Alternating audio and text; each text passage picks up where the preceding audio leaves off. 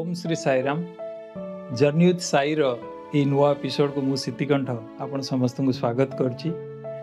आज जी आमर अतिथि सी एकाधार रे जड़े कर्मयोगी दीर्घ 55 वर्ष धरी स्वामी सहित तांकर यात्रा रही आछि एवं Shri Satya Sai books and publication trust रो सी कन्वेनर भाव कार्य तुलाउछंती।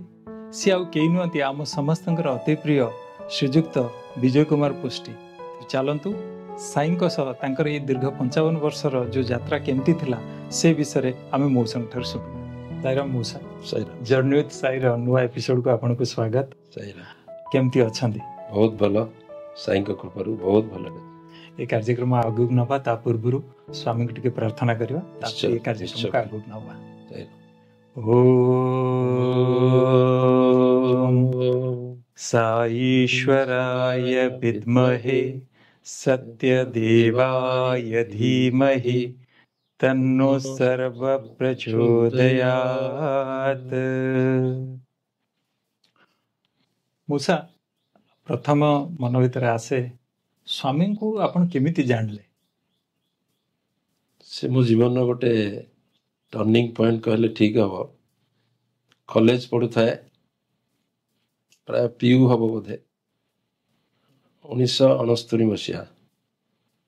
हठात प्रजातंत्र देखिली अशांति प्रशांति गोटे विषयवस्तु लिखाई जोटा को आमूल पढ़ीगली। सत्य साई विषय मुझे जानी नी से पढ़ला मो मन भितर गोटे आसला जे प्रकृत में ये कौन भगवान एत हाइलाइट कर लिखाई।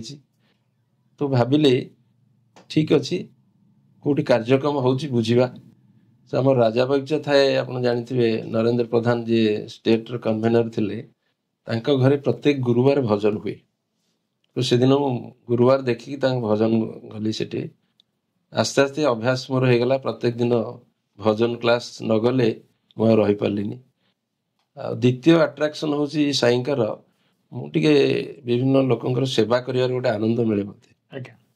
तो से देखिली प्रत्येक रविवार सेवा कार्य भी करा जाउछि। विभिन्न जगह मठ मंदिर एवं हॉस्पिटल गुड़ाक भी सेवा करा जाते। तो से जोगदेली। तो ये किछि दिन कला परे मु देखिली गोटे कॉलेज समय रे जो समय मनुष्यर किछि बदमाशी आरंभ हुए से समय रे मु गोटे भल काम केमती रोची, भजन कीर्तन केमती करुछि। एवं क्राइस्ट कॉलेज भाया कॉलेज रे मु पढ़ुथाए, किछि पिला मते थट्टा भी करती किंतु मते किसी लागेनी, मते बहुत आनंद लगे। तो आस्ते आस्ते ये समय आसला जे मु साई को सत्य जयंती मु भगवान बोली भावी न थाए, किंतु मते बहुत भल लगिला तांका आडू अट्राक्ट होकी मु गली। सेतेले मु भाविली बोधे मो पे एटा पॉइंट ठीक पॉइंट जे जो लिखा होता प्रजातंत्र रे अशांति प्रशांति। सो तांका जो कहती how I was drawn towards भगवान बाय हिज फिशिंग रॉड। तो माछ पकईकी मते बोधे पोखर बाहर करदेले। मोर आज पर्यंत मन अच्छी सेटा ही मोर गोटे टर्निंग पॉइंट भगवान को अट्राक्ट होगी आसबार, भगवान प्रति अट्राक्ट होगी आसे। खूब सुंदर। भगवान को प्रति आपण आगे भगवान को देखले ना परिवार रे कि भगवान को विषय जानी थिले बा से विषय आपन के इन्फॉर्मेशन देले भगवान को विषय ये तो गला आपन भगवान को ये कले भगवान को विषय से तबले किए माने आपन को भगवान को इन्फॉर्मेशन के देले भगवान को विषय केमी जानले आपन को? जेतेले मोर सेवा दल कार्यक्रम एवं भजन कार्यक्रम चले ता भीतर गोटे दल सृष्टि हो गला। अच्छा। एवं बाल विकास कार्यक्रम सेतेले आरंभ होता है। अच्छा। तो जेहेतु आमर बयस अधिका होता है आम सेवा दल पे योग्य, तेणु सेवा काम आम सब आस्ते आस्ते कार्यक्रम भितर पूरा बिजी रहू। पूरा जो दिन कार्यक्रम करा जाए विभिन्न जगह भजन हुए, भाई भौणी सहित आम परिचय गोटे हुए सेठी। आपड़ देखिए निज परिवारटा मु भावे मोर कही ना मुझे कहीं भावी ये तो सबू परिवार मुझे देखुची मोर कहीं से गोटे साई परिवार बोली गोटे मजबूत हो जाता।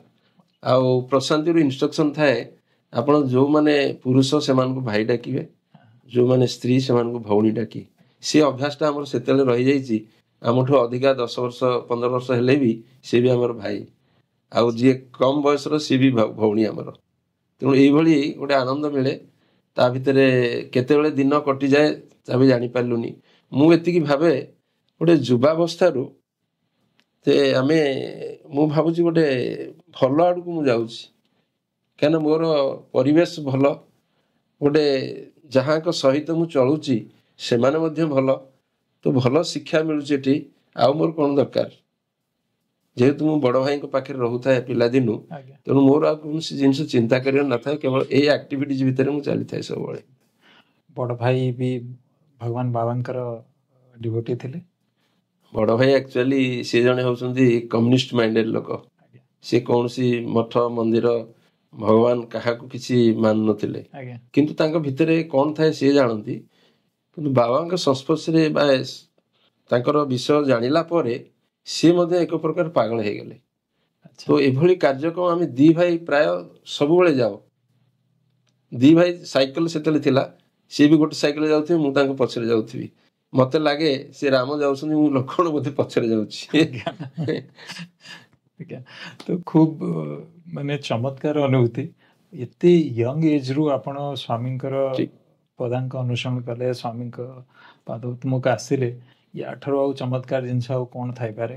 କାରଣ ସେତେବେଳେ ଯେଉଁ ସମୟରେ ଆପଣ ଯେମିତି କହିଲେ ବଦମାସି, ସେ ସମୟରେ ଯେଉଁ ସମୟରେ ୱେବ୍ ଆଉଟ୍ ହୁଅନ୍ତି, ସେଇ ସମୟରେ ହିଁ ସ୍ୱାମୀଙ୍କ ସଂସ୍ପର୍ଶରେ ଆପଣ ସ୍ୱାମୀଙ୍କୁ ଜାଣିଲେ, ତାଙ୍କ ସଂସ୍ପର୍ଶରେ ଆସିଲେ। ଆଚ୍ଛା ଆଉ ଗୋଟେ ମଉସା, ସେତେବେଳେ କେବେ ସମର କୋର୍ସ ଆପଣ ଆଟେଣ୍ଡ କରିଛନ୍ତି? ଇଏ ଗୋଟେ ମୋ ଜୀବନର ଦ୍ୱିତୀୟ ଟର୍ଣ୍ଣିଂ ପଏଣ୍ଟ। କାହିଁକି 1972 ମସିହାରେ ପ୍ରଥମେ ସମର କୋର୍ସ ଆରମ୍ଭ ହେଲା ହ୍ୱାଇଟ୍ ଫିଲ୍ଡରେ।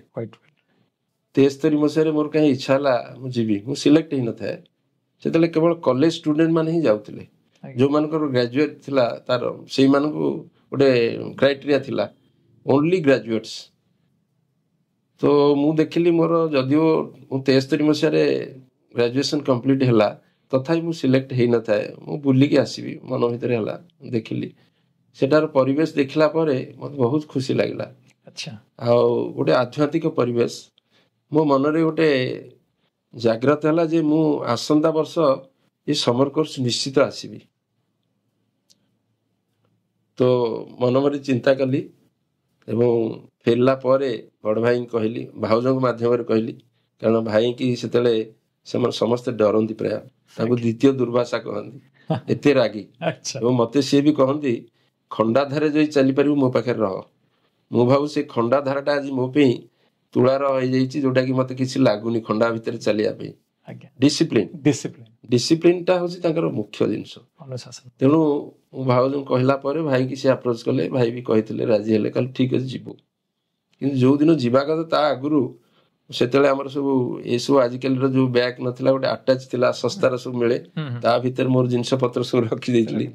ମୁଁ ସେତେବେଳେ ଲରେ ଜଷ୍ଟ ଆଡମିସନ୍ କରିଥାଏ, ଆଉ ସେ ମୋ ଭାଗ୍ୟରେ ନଥିଲା, ଲ କଲେଜରେ ପଢି ପାରିଲିନି।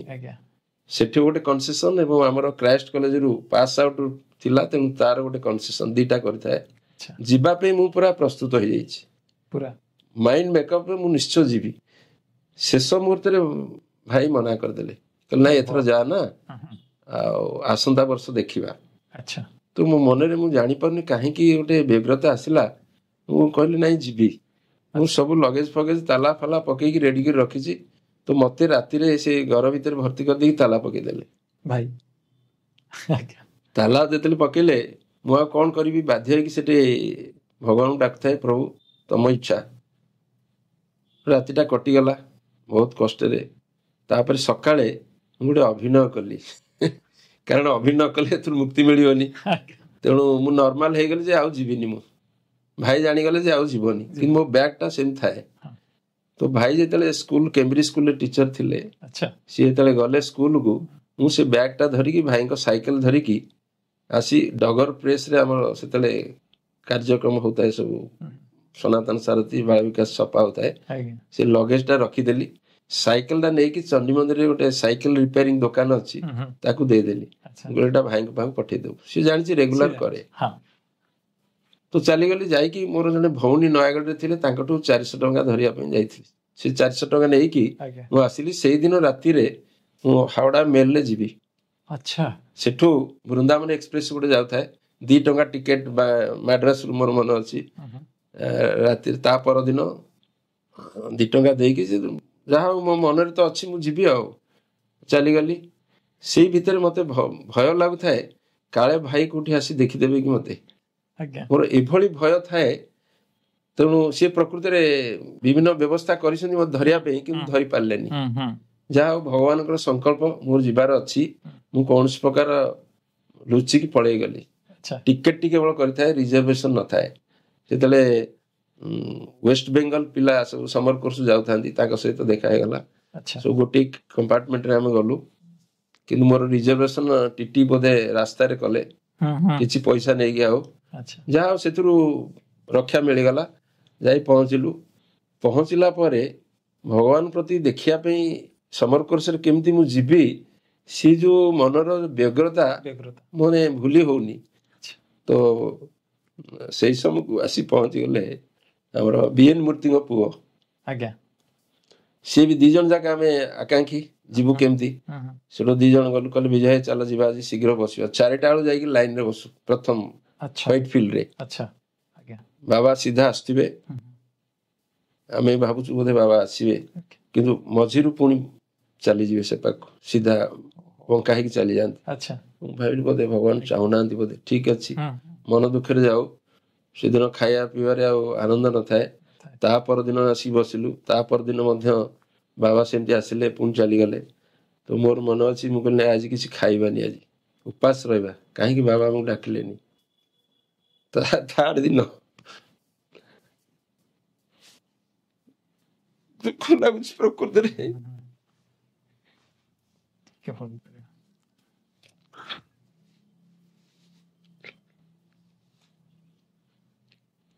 ବସିଛୁ, ବାବା ସିଧା ଆସିଲା ଆମ ପାଖକୁ,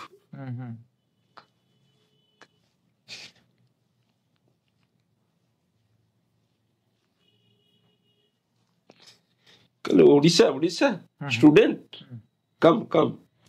ଗୋକଙ୍ଗ ଦେଖେଇଦେଲେ, ଗୋକଙ୍ଗ ଆମକୁ ନେଇଗଲେ ସାଙ୍ଗେ ସାଙ୍ଗେ ସମର କୋର୍ସରେ। କିନ୍ତୁ ସେତେବେଳକୁ ଜାଗା ନଥିଲା ଆକୋମୋଡେସନ ପାଇଁ।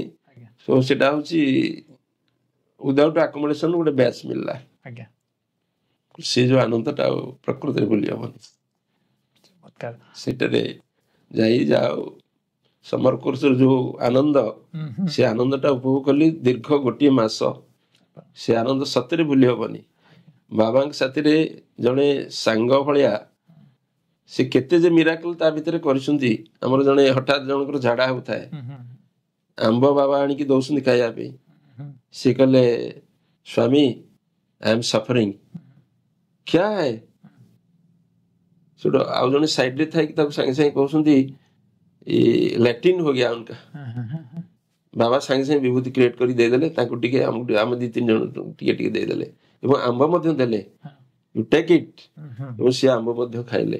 ଏଇ ଯୋଉ ଭଗବାନ ଆଉ ଜଣେ, ଆମେ ତ ଭକ୍ତ ପଦବାଚ୍ୟ ନୁହେଁ, ସାଧାରଣ ମଣିଷଙ୍କୁ ସେ କିଭଳି, ଯୋଉ ବାବା କହିଥିଲେ ଯେ this is my miracle time, ମୁଁ ମିରାକଲ ଦେଖେଇକି ସମସ୍ତଙ୍କୁ ଟାଣିବି ମୋ ଆଡକୁ। ସେ ସମୟଟା ବୋଧେ ସେଇଆ ଥିଲା, ଯାହାଦ୍ୱାରା କି ଆମକୁ ଆଟ୍ରାକ୍ଟ କରି ନେଇଥିଲେ ପ୍ରଭୁ। ଏବଂ ସମର କୋର୍ସର ଶେଷ ବେଳକୁ ଆସିବାକୁ ଇଚ୍ଛା ହଉନଥାଏ। କସ୍ତୁରୀ ସବୁଦିନ ଡିକ୍ଲେୟାର କରନ୍ତି, you go to your village, your parents are waiting, go to your village. କେହି ଆମେ ବାହାରୁ ନଥିଲୁ। 2 ଦିନ ଚାଲିଗଲା, 3 ଦିନ ଚାଲିଗଲା। ସ୍ୱାମୀ ଆସନ୍ତି ସନ୍ଧ୍ୟାବେଳେ, ପୁଣି ଆମ ଭିତରେ ବସନ୍ତି, ଭଜନ ବହିଟିଏ ବାଣ୍ଟିବେ, ଫଟୋଟେ ଦେବେ ଦସ୍ତଖତ କରିକି, ଏବଂ ଲାଷ୍ଟରେ କହିଲେ ଦିସ୍ ଇଜ ସାଇ ଗ୍ୟାରେଜ, ତମେ ସବୁ ଆସିଛ, ମାନେ ୟୁ ଆର୍ ଡ୍ୟାମେଜଡ ଭେହିକିଲ୍ସ। ଏ ଡ୍ୟାମେଜ ଭେହିକିଲ୍ସ ସବୁଦିନ ପାଇଁ ସାଇ ଗ୍ୟାରେଜ ତମକୁ life long warranty and guarantee ଦେଲା। ତେଣୁ ୟାଠୁ ଭଳି ଭଗବାନଙ୍କର ଆଉ କଣ ଥାଇପାରିବନି। ତେଣୁ ସମର କୋର୍ସ ହଉଛି ମୋ ଜୀବନର ଗୋଟେ ବଡ ଜିନିଷ, ଆଉ ତାକୁ ଭୁଲି ପାରିବିନି। ଏବଂ ସେଠୁ ଫେରିଲା ପରେ ମଧ୍ୟ ମୁଁ ଲୁଚିକି ଯେହେତୁ ଯାଇଥିଲି, ଆଉ ନ ଯାଇ ମୋର ନେଟିଭ ପ୍ଲେସକୁ ଚାଲିଗଲି। ଯଦିଓ ଭାଇଙ୍କ ପାଖରେ ପିଲାଦିନୁ ରହୁଥିଲି, କିନ୍ତୁ ଆଉ କଟକ ଆସିଲି, ନେଟିଭ ପ୍ଲେସ ଚାଲିଗଲି। ସେଠୁ ପୁଣି ଭାଇ ଯାଇକି ଧରିକି ଆସିଲେ ମତେ। ଧରିକି ଆସିଲା ପରେ ମୁଁ କିନ୍ତୁ ବେଶୀ ଦିନ ରହିଲିନି। କାହିଁକି, ସେତେବେଳେ ଆମର ବିଜୟ ମିଶ୍ର ଜାଣିଥିବେ, ବିଜୟ ଭାଇନା ତାଙ୍କୁ ଡାକେ, ଆଉ ନରେନ୍ଦ୍ର ପ୍ରଧାନ, ଏମାନେ ସବୁ ଚାହୁଁଥିଲେ ମୁଁ କିଭଳି ପ୍ରଶାନ୍ତି ଭଣ୍ଡାର ଦାୟିତ୍ୱ ନେବି, ଯୋଉ ପବ୍ଲିକେସନ ସେଣ୍ଟର। ତେଣୁ ମତେ ଏଇ ସୁଯୋଗଟା ଆସିଲା, ସାଇ କନେକ୍ଟ ବର୍ତ୍ତମାନ ହଉଛି, ସେ କନେକ୍ସନ ବୋଧେ ଆସିଗଲା ମୁଁ ଭାବିଲି। ତେଣୁ ମତେ ସେମାନେ କହିଲେ ନାଇଁ ତମେ ଏଠିକି ଚାଲି ଆସ। ତେଣୁ 74 ସମର କୋର୍ସ ଯାଇଥାଏ, ସେତେବେଳକୁ 75 ହେଇଗଲାଣି ପାଖାପାଖି। ସୋ ବର୍ତ୍ତମାନ ପ୍ରଶାନ୍ତି ଭଣ୍ଡାର ଦାୟିତ୍ୱ ମତେ 75ରେ ଦିଆଗଲା। ଭଗବାନଙ୍କର ଗୋଟେ ଅପୂର୍ବ ସୁଯୋଗ ମୋ ପାଇଁ। ଆଉ ସେ ଯୋଉ ମୁହୂର୍ତ୍ତ ଗୋଟେ, ସେ ମୁହୂର୍ତ୍ତ ବି ଆଜି ଭୁଲି ପାରୁନି ମୁଁ। ନରେନ୍ଦ୍ର ପ୍ରଧାନଙ୍କ ଘର ଛାତ ଉପରେ ବସିଛୁ, ବିଜୟ ମିଶ୍ର ଥାନ୍ତି, ମୁଁ ଥାଏ, ବ୍ରହ୍ମାନନ୍ଦ ପଣ୍ଡା, ନରେନ୍ଦ୍ର ପ୍ରଧାନ। ମତେ ପଚାରିଲେ ନରେନ୍ଦ୍ର ପ୍ରଧାନ ତମର କେତେ ପଇସା ହେଲେ ଚଳିବ?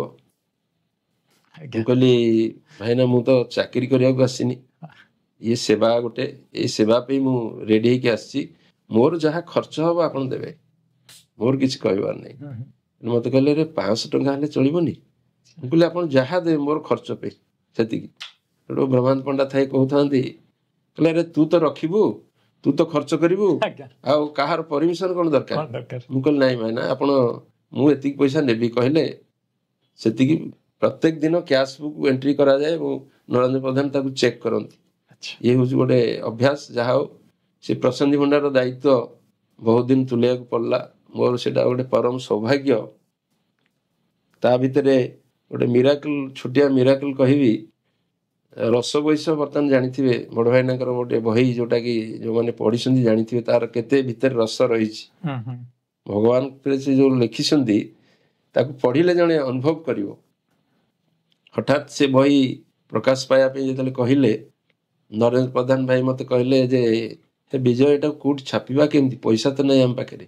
ସେତେବେଳେ ପଇସାର ବହୁତ ଅଭାବ ଥାଏ, କଲେକ୍ସନ ହେଇକି କରାଯାଉଥାଏ। ଯେତେବେଳେ ପ୍ରଥମେ ଗୋଟେ ଜିନିଷ ଆରମ୍ଭ କରାଯାଏ ତାକୁ ପ୍ରାୟୋଜିତ ଭାବରେ ସିଏ କିଛି ଟଙ୍କା ଦେଲେ, ଇଏ କିଛି ଟଙ୍କା ଦେଲେ, ଏମିତି କରି କରାଯାଉଥିଲା।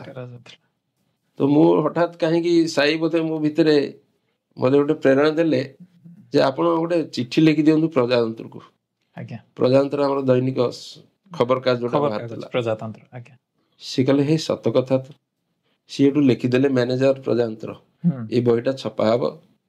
ମୁଁ ନେଇକି ତାଙ୍କର ଯେ ମ୍ୟାନେଜର ଥିଲେ ତାଙ୍କୁ କହିକି ସେ ବହିଟା କେତେ ଶୀଘ୍ର ବାହାରିବ ତାକୁ କରାହେଇଗଲା। ଯୋଉଦିନ ବାହାରିଲା ଭାଇନା ବହୁତ ଖୁସି ହେଇଗଲେ, ଆରେ ବିଜୟ ତୁ ଗୋଟେ ବଡ କାମ କରିଦେଲୁ ମୋର। ମୁଁ କହିଲି ଦିସ୍ ଇଜ ସାଇ ୱାର୍କ।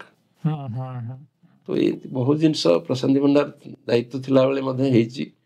ସେତେବେଳେ ଆଉ ଗୋଟେ ଜିନିଷ ବି କରାଯାଇଥିଲା, ମୋର ମନେ ଅଛି, ଆମର ପୋଷ୍ଟାଲ ଯୋଉ ପ୍ରତ୍ୟେକ ମାସରେ ଡେସ୍ପାଚ ହୁଏ, ଅବଶ୍ୟ ବହୁତ ପରିମାଣ ନଥିଲା ସେତେବେଳେ, ତ ଆମେ ସବୁ ଟିକେଟ ଦଉ, ତା ଦେହରେ ଷ୍ଟାମ୍ପ ମରା ହୁଏ।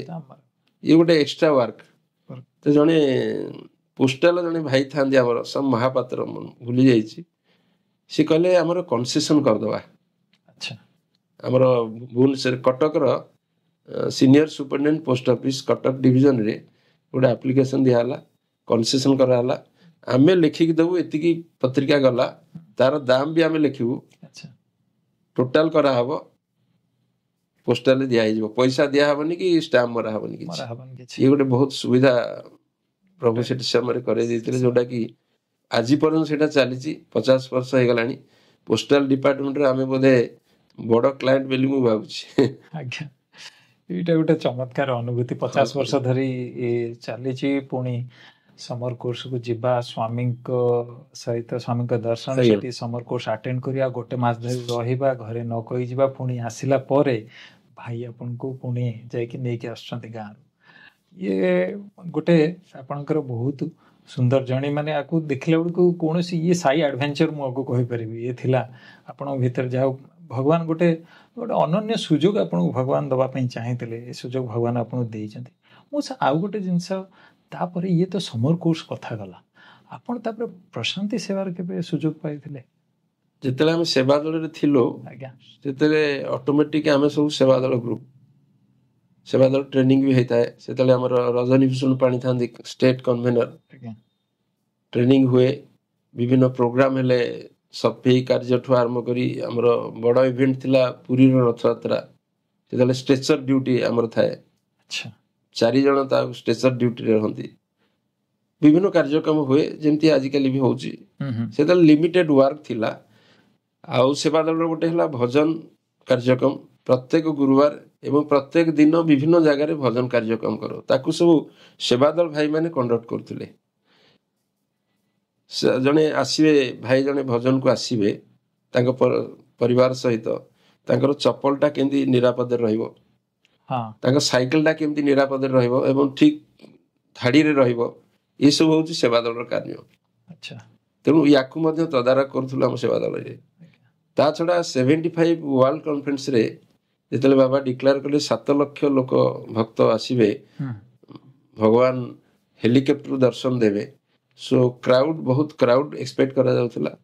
ତ ସେତେବେଳେ ଡେଲିଗେଟ ପ୍ରତି ସମିତିରୁ ଜଣେ ଜଣେ ଯାଉଥିଲେ। ତ ମୋର ଭାଗ୍ୟ ବୋଧେ ମୁଁ ସିଲେକ୍ଟ ହେଲି କ'ଣ, ମୋର ବଡ଼ ଭାଇ ଥାନ୍ତି ଉଦୟନାଥ ପୃଷ୍ଟି କନଭେନର।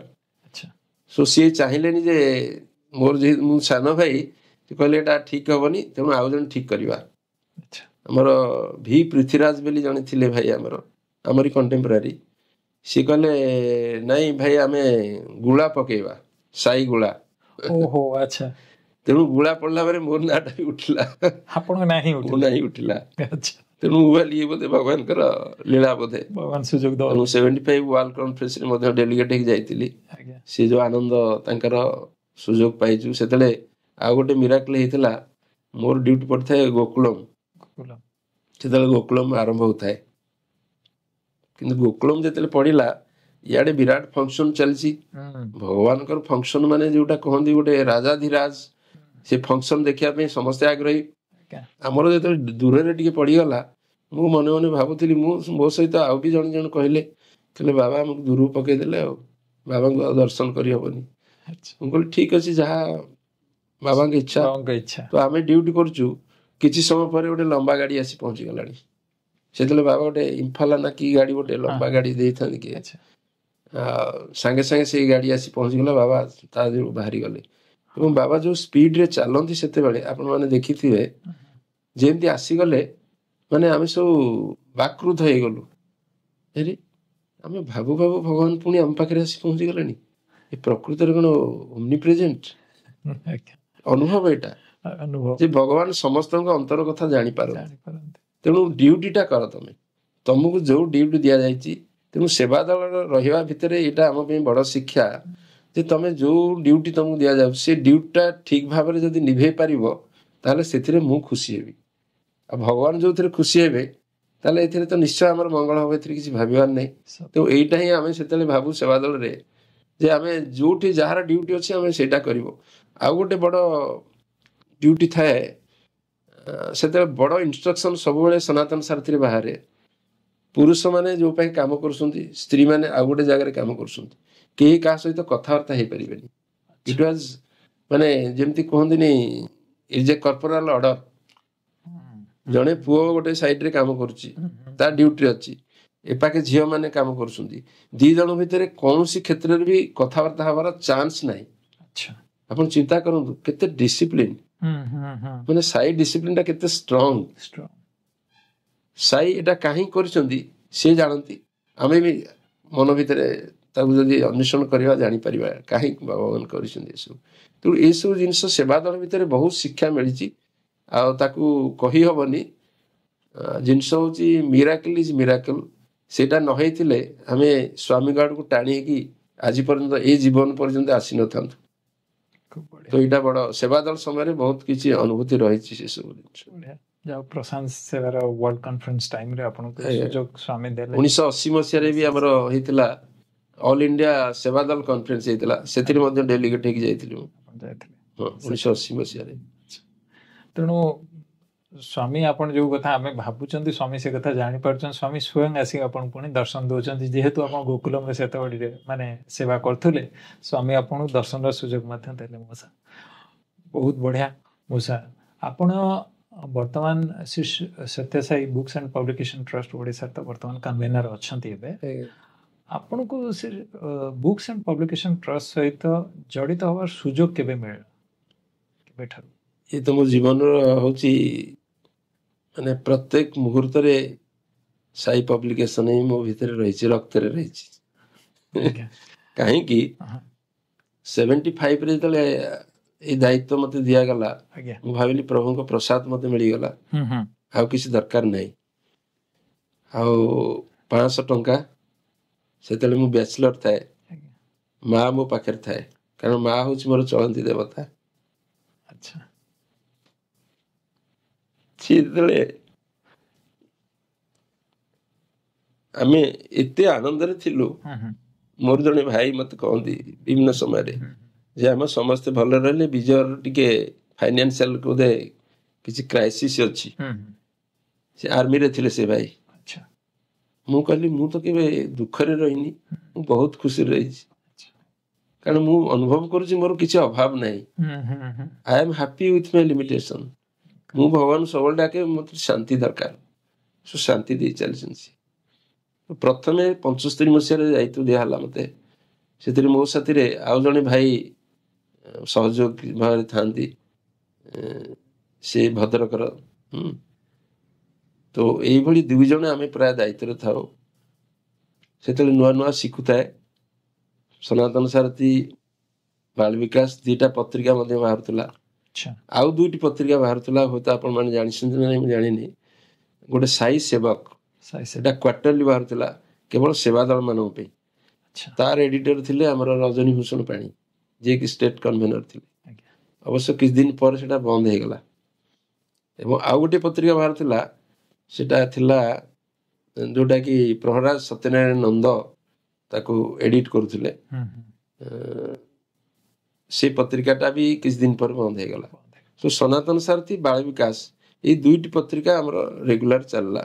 ତା ଦାୟିତ୍ୱରେ ଆମର କାର୍ଯ୍ୟକ୍ରମ ଚାଲିଥାଏ। ଡଗର ପ୍ରେସ୍ ବୋଲି ଗୋଟେ ଅଛି, ବହୁତ ପୁରୁଣା ପ୍ରେସ୍, ଫତୁରାନନ୍ଦକୁ ଜାଣିଥିବେ। ସିଏ ବାବାଙ୍କର, ସିଏ ହଉଛନ୍ତି ପରମ ଭକ୍ତ ଜଣେ। ପ୍ରତ୍ୟେକ ଦିନ ନଗର କୀର୍ତ୍ତନରେ ବାହାରନ୍ତି। ସେ ଡିଜାବଲ, କିନ୍ତୁ ପ୍ରତ୍ୟେକ ଦିନ ନଗର କୀର୍ତ୍ତନରେ ବାହାରନ୍ତି। ଆମେ ଯେତେବେଳେ କାମ ଯାଉ ସେଠିକି, ତାଙ୍କ ସହିତ ନଗର କୀର୍ତ୍ତନ ବି ଯାଉ। ଭଜନ ବି ଗୋଟେ ଦିନ ହୁଏ, ମାସରେ ଥରେ ହୁଏ। ତ ସେଇଟା ହଉଛି ଆମର କର୍ମସ୍ଥଳୀ। ସନାତନ ସାରଥୀ, ବାଳ ବିକାଶ, ବିଭିନ୍ନ ବହି ସେଠି ସବୁ ପ୍ରକାଶ ପାଏ। ଏମିତି କିଛି ଦିନ ଥରେ ଥରେ ଗୋଟେ ଗୋଟେ ମାସରେ ଟିକେ ଡେରି ହେଇଯାଏ। ତ ବିଜୟ ମିଶ୍ର ଯେହେତୁ ଏଡିଟର ଥାନ୍ତି, ସେ ଦିନେ ହଠାତ୍ କହିଲେ ବିଜୟ ଗୋଟେ କାମ କରିବା, ତମେ ଗୋଟେ ପ୍ରେସ୍ କର। ମୁଁ କହିଲି ପ୍ରେସ୍ କେମିତି କରିବି? ନାଇଁ କର ଗୋଟେ। କଲେ ଆମର ପତ୍ରିକା ଗୁଡାକ ଠିକ ସମୟରେ ବାହାରିବ। ସେଠୁ ମୋ ମନ ଭିତରେ ଉଙ୍କି ଆସିଲା, ଆମର ଆଉ ଜଣେ 2 ଭାଇ ମତେ ସହଯୋଗ କଲେ ଫାଇନାନ୍ସିଆଲି, ପାର୍ଟନର ନୁହନ୍ତି କିନ୍ତୁ ସହଯୋଗ କଲେ ଯେ ଯାହା ହଉ ପ୍ରେସ୍ ଟି ଆରମ୍ଭ ହେଲା। ମୁଁ କହିଲି ନା କେମିତି କଣ ଦବା? ସିଏ ସେଠୁ କହିଲେ ମଧୁବନ ସଞ୍ଚାରୀ। ମଧୁବନ ଦିଆହେଲା, ମଧୁବନ ପ୍ରେସ୍। ଏବଂ ତାକୁ ଇନାଗୁରେଟ କଲେ ଭାଇନା, ଆଜି ନାହାନ୍ତି ସତ, ସିଏ ଯାଇ ଇନାଗୁରେଟ କରିଥିଲେ। ଏବଂ 3ଟି ଜିନିଷ ମତେ କହିଥିଲେ, ମୋର ଏବେ ବି ମନେ ଅଛି। ଦେଖ ବିଜୟ, ପ୍ରେସ୍ କରୁଛୁ, 3ଟି ଜିନିଷ ମନେ ରଖିଥା।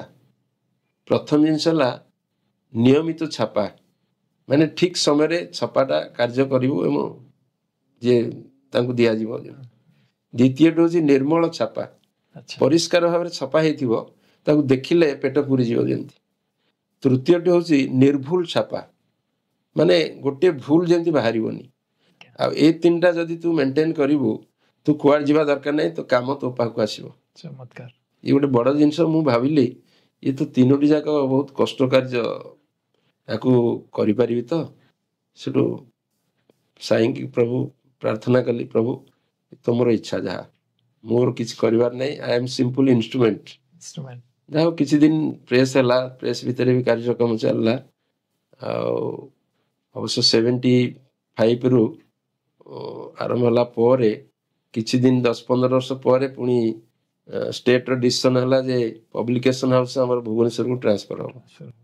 ତ ସେଠି ଆମର ଟ୍ରାନ୍ସଫର ହେଇଗଲା। ତେଣୁ ମୁଁ ଆଉ ଯାଇପାରିନି ଏଇଥିପାଇଁ, ଯେହେତୁ ମୋର ସଂସାର ଜଞ୍ଜାଳରେ କଟକରେ ରହିଯାଇଛି, ତେଣୁ ମୁଁ ଆଉ ଭୁବନେଶ୍ୱର ଯାଇପାରିନି। କିନ୍ତୁ ତଥାପି ଗୋଟେ ତା ଭିତରେ ମୁଁ ଗୋଟେ ପତ୍ରିକା ବାହାର କରିଥିଲି ଯୋଗ ନେଚରପାଥି ଉପରେ ଏକ୍ସକ୍ଲୁସିଭଲି।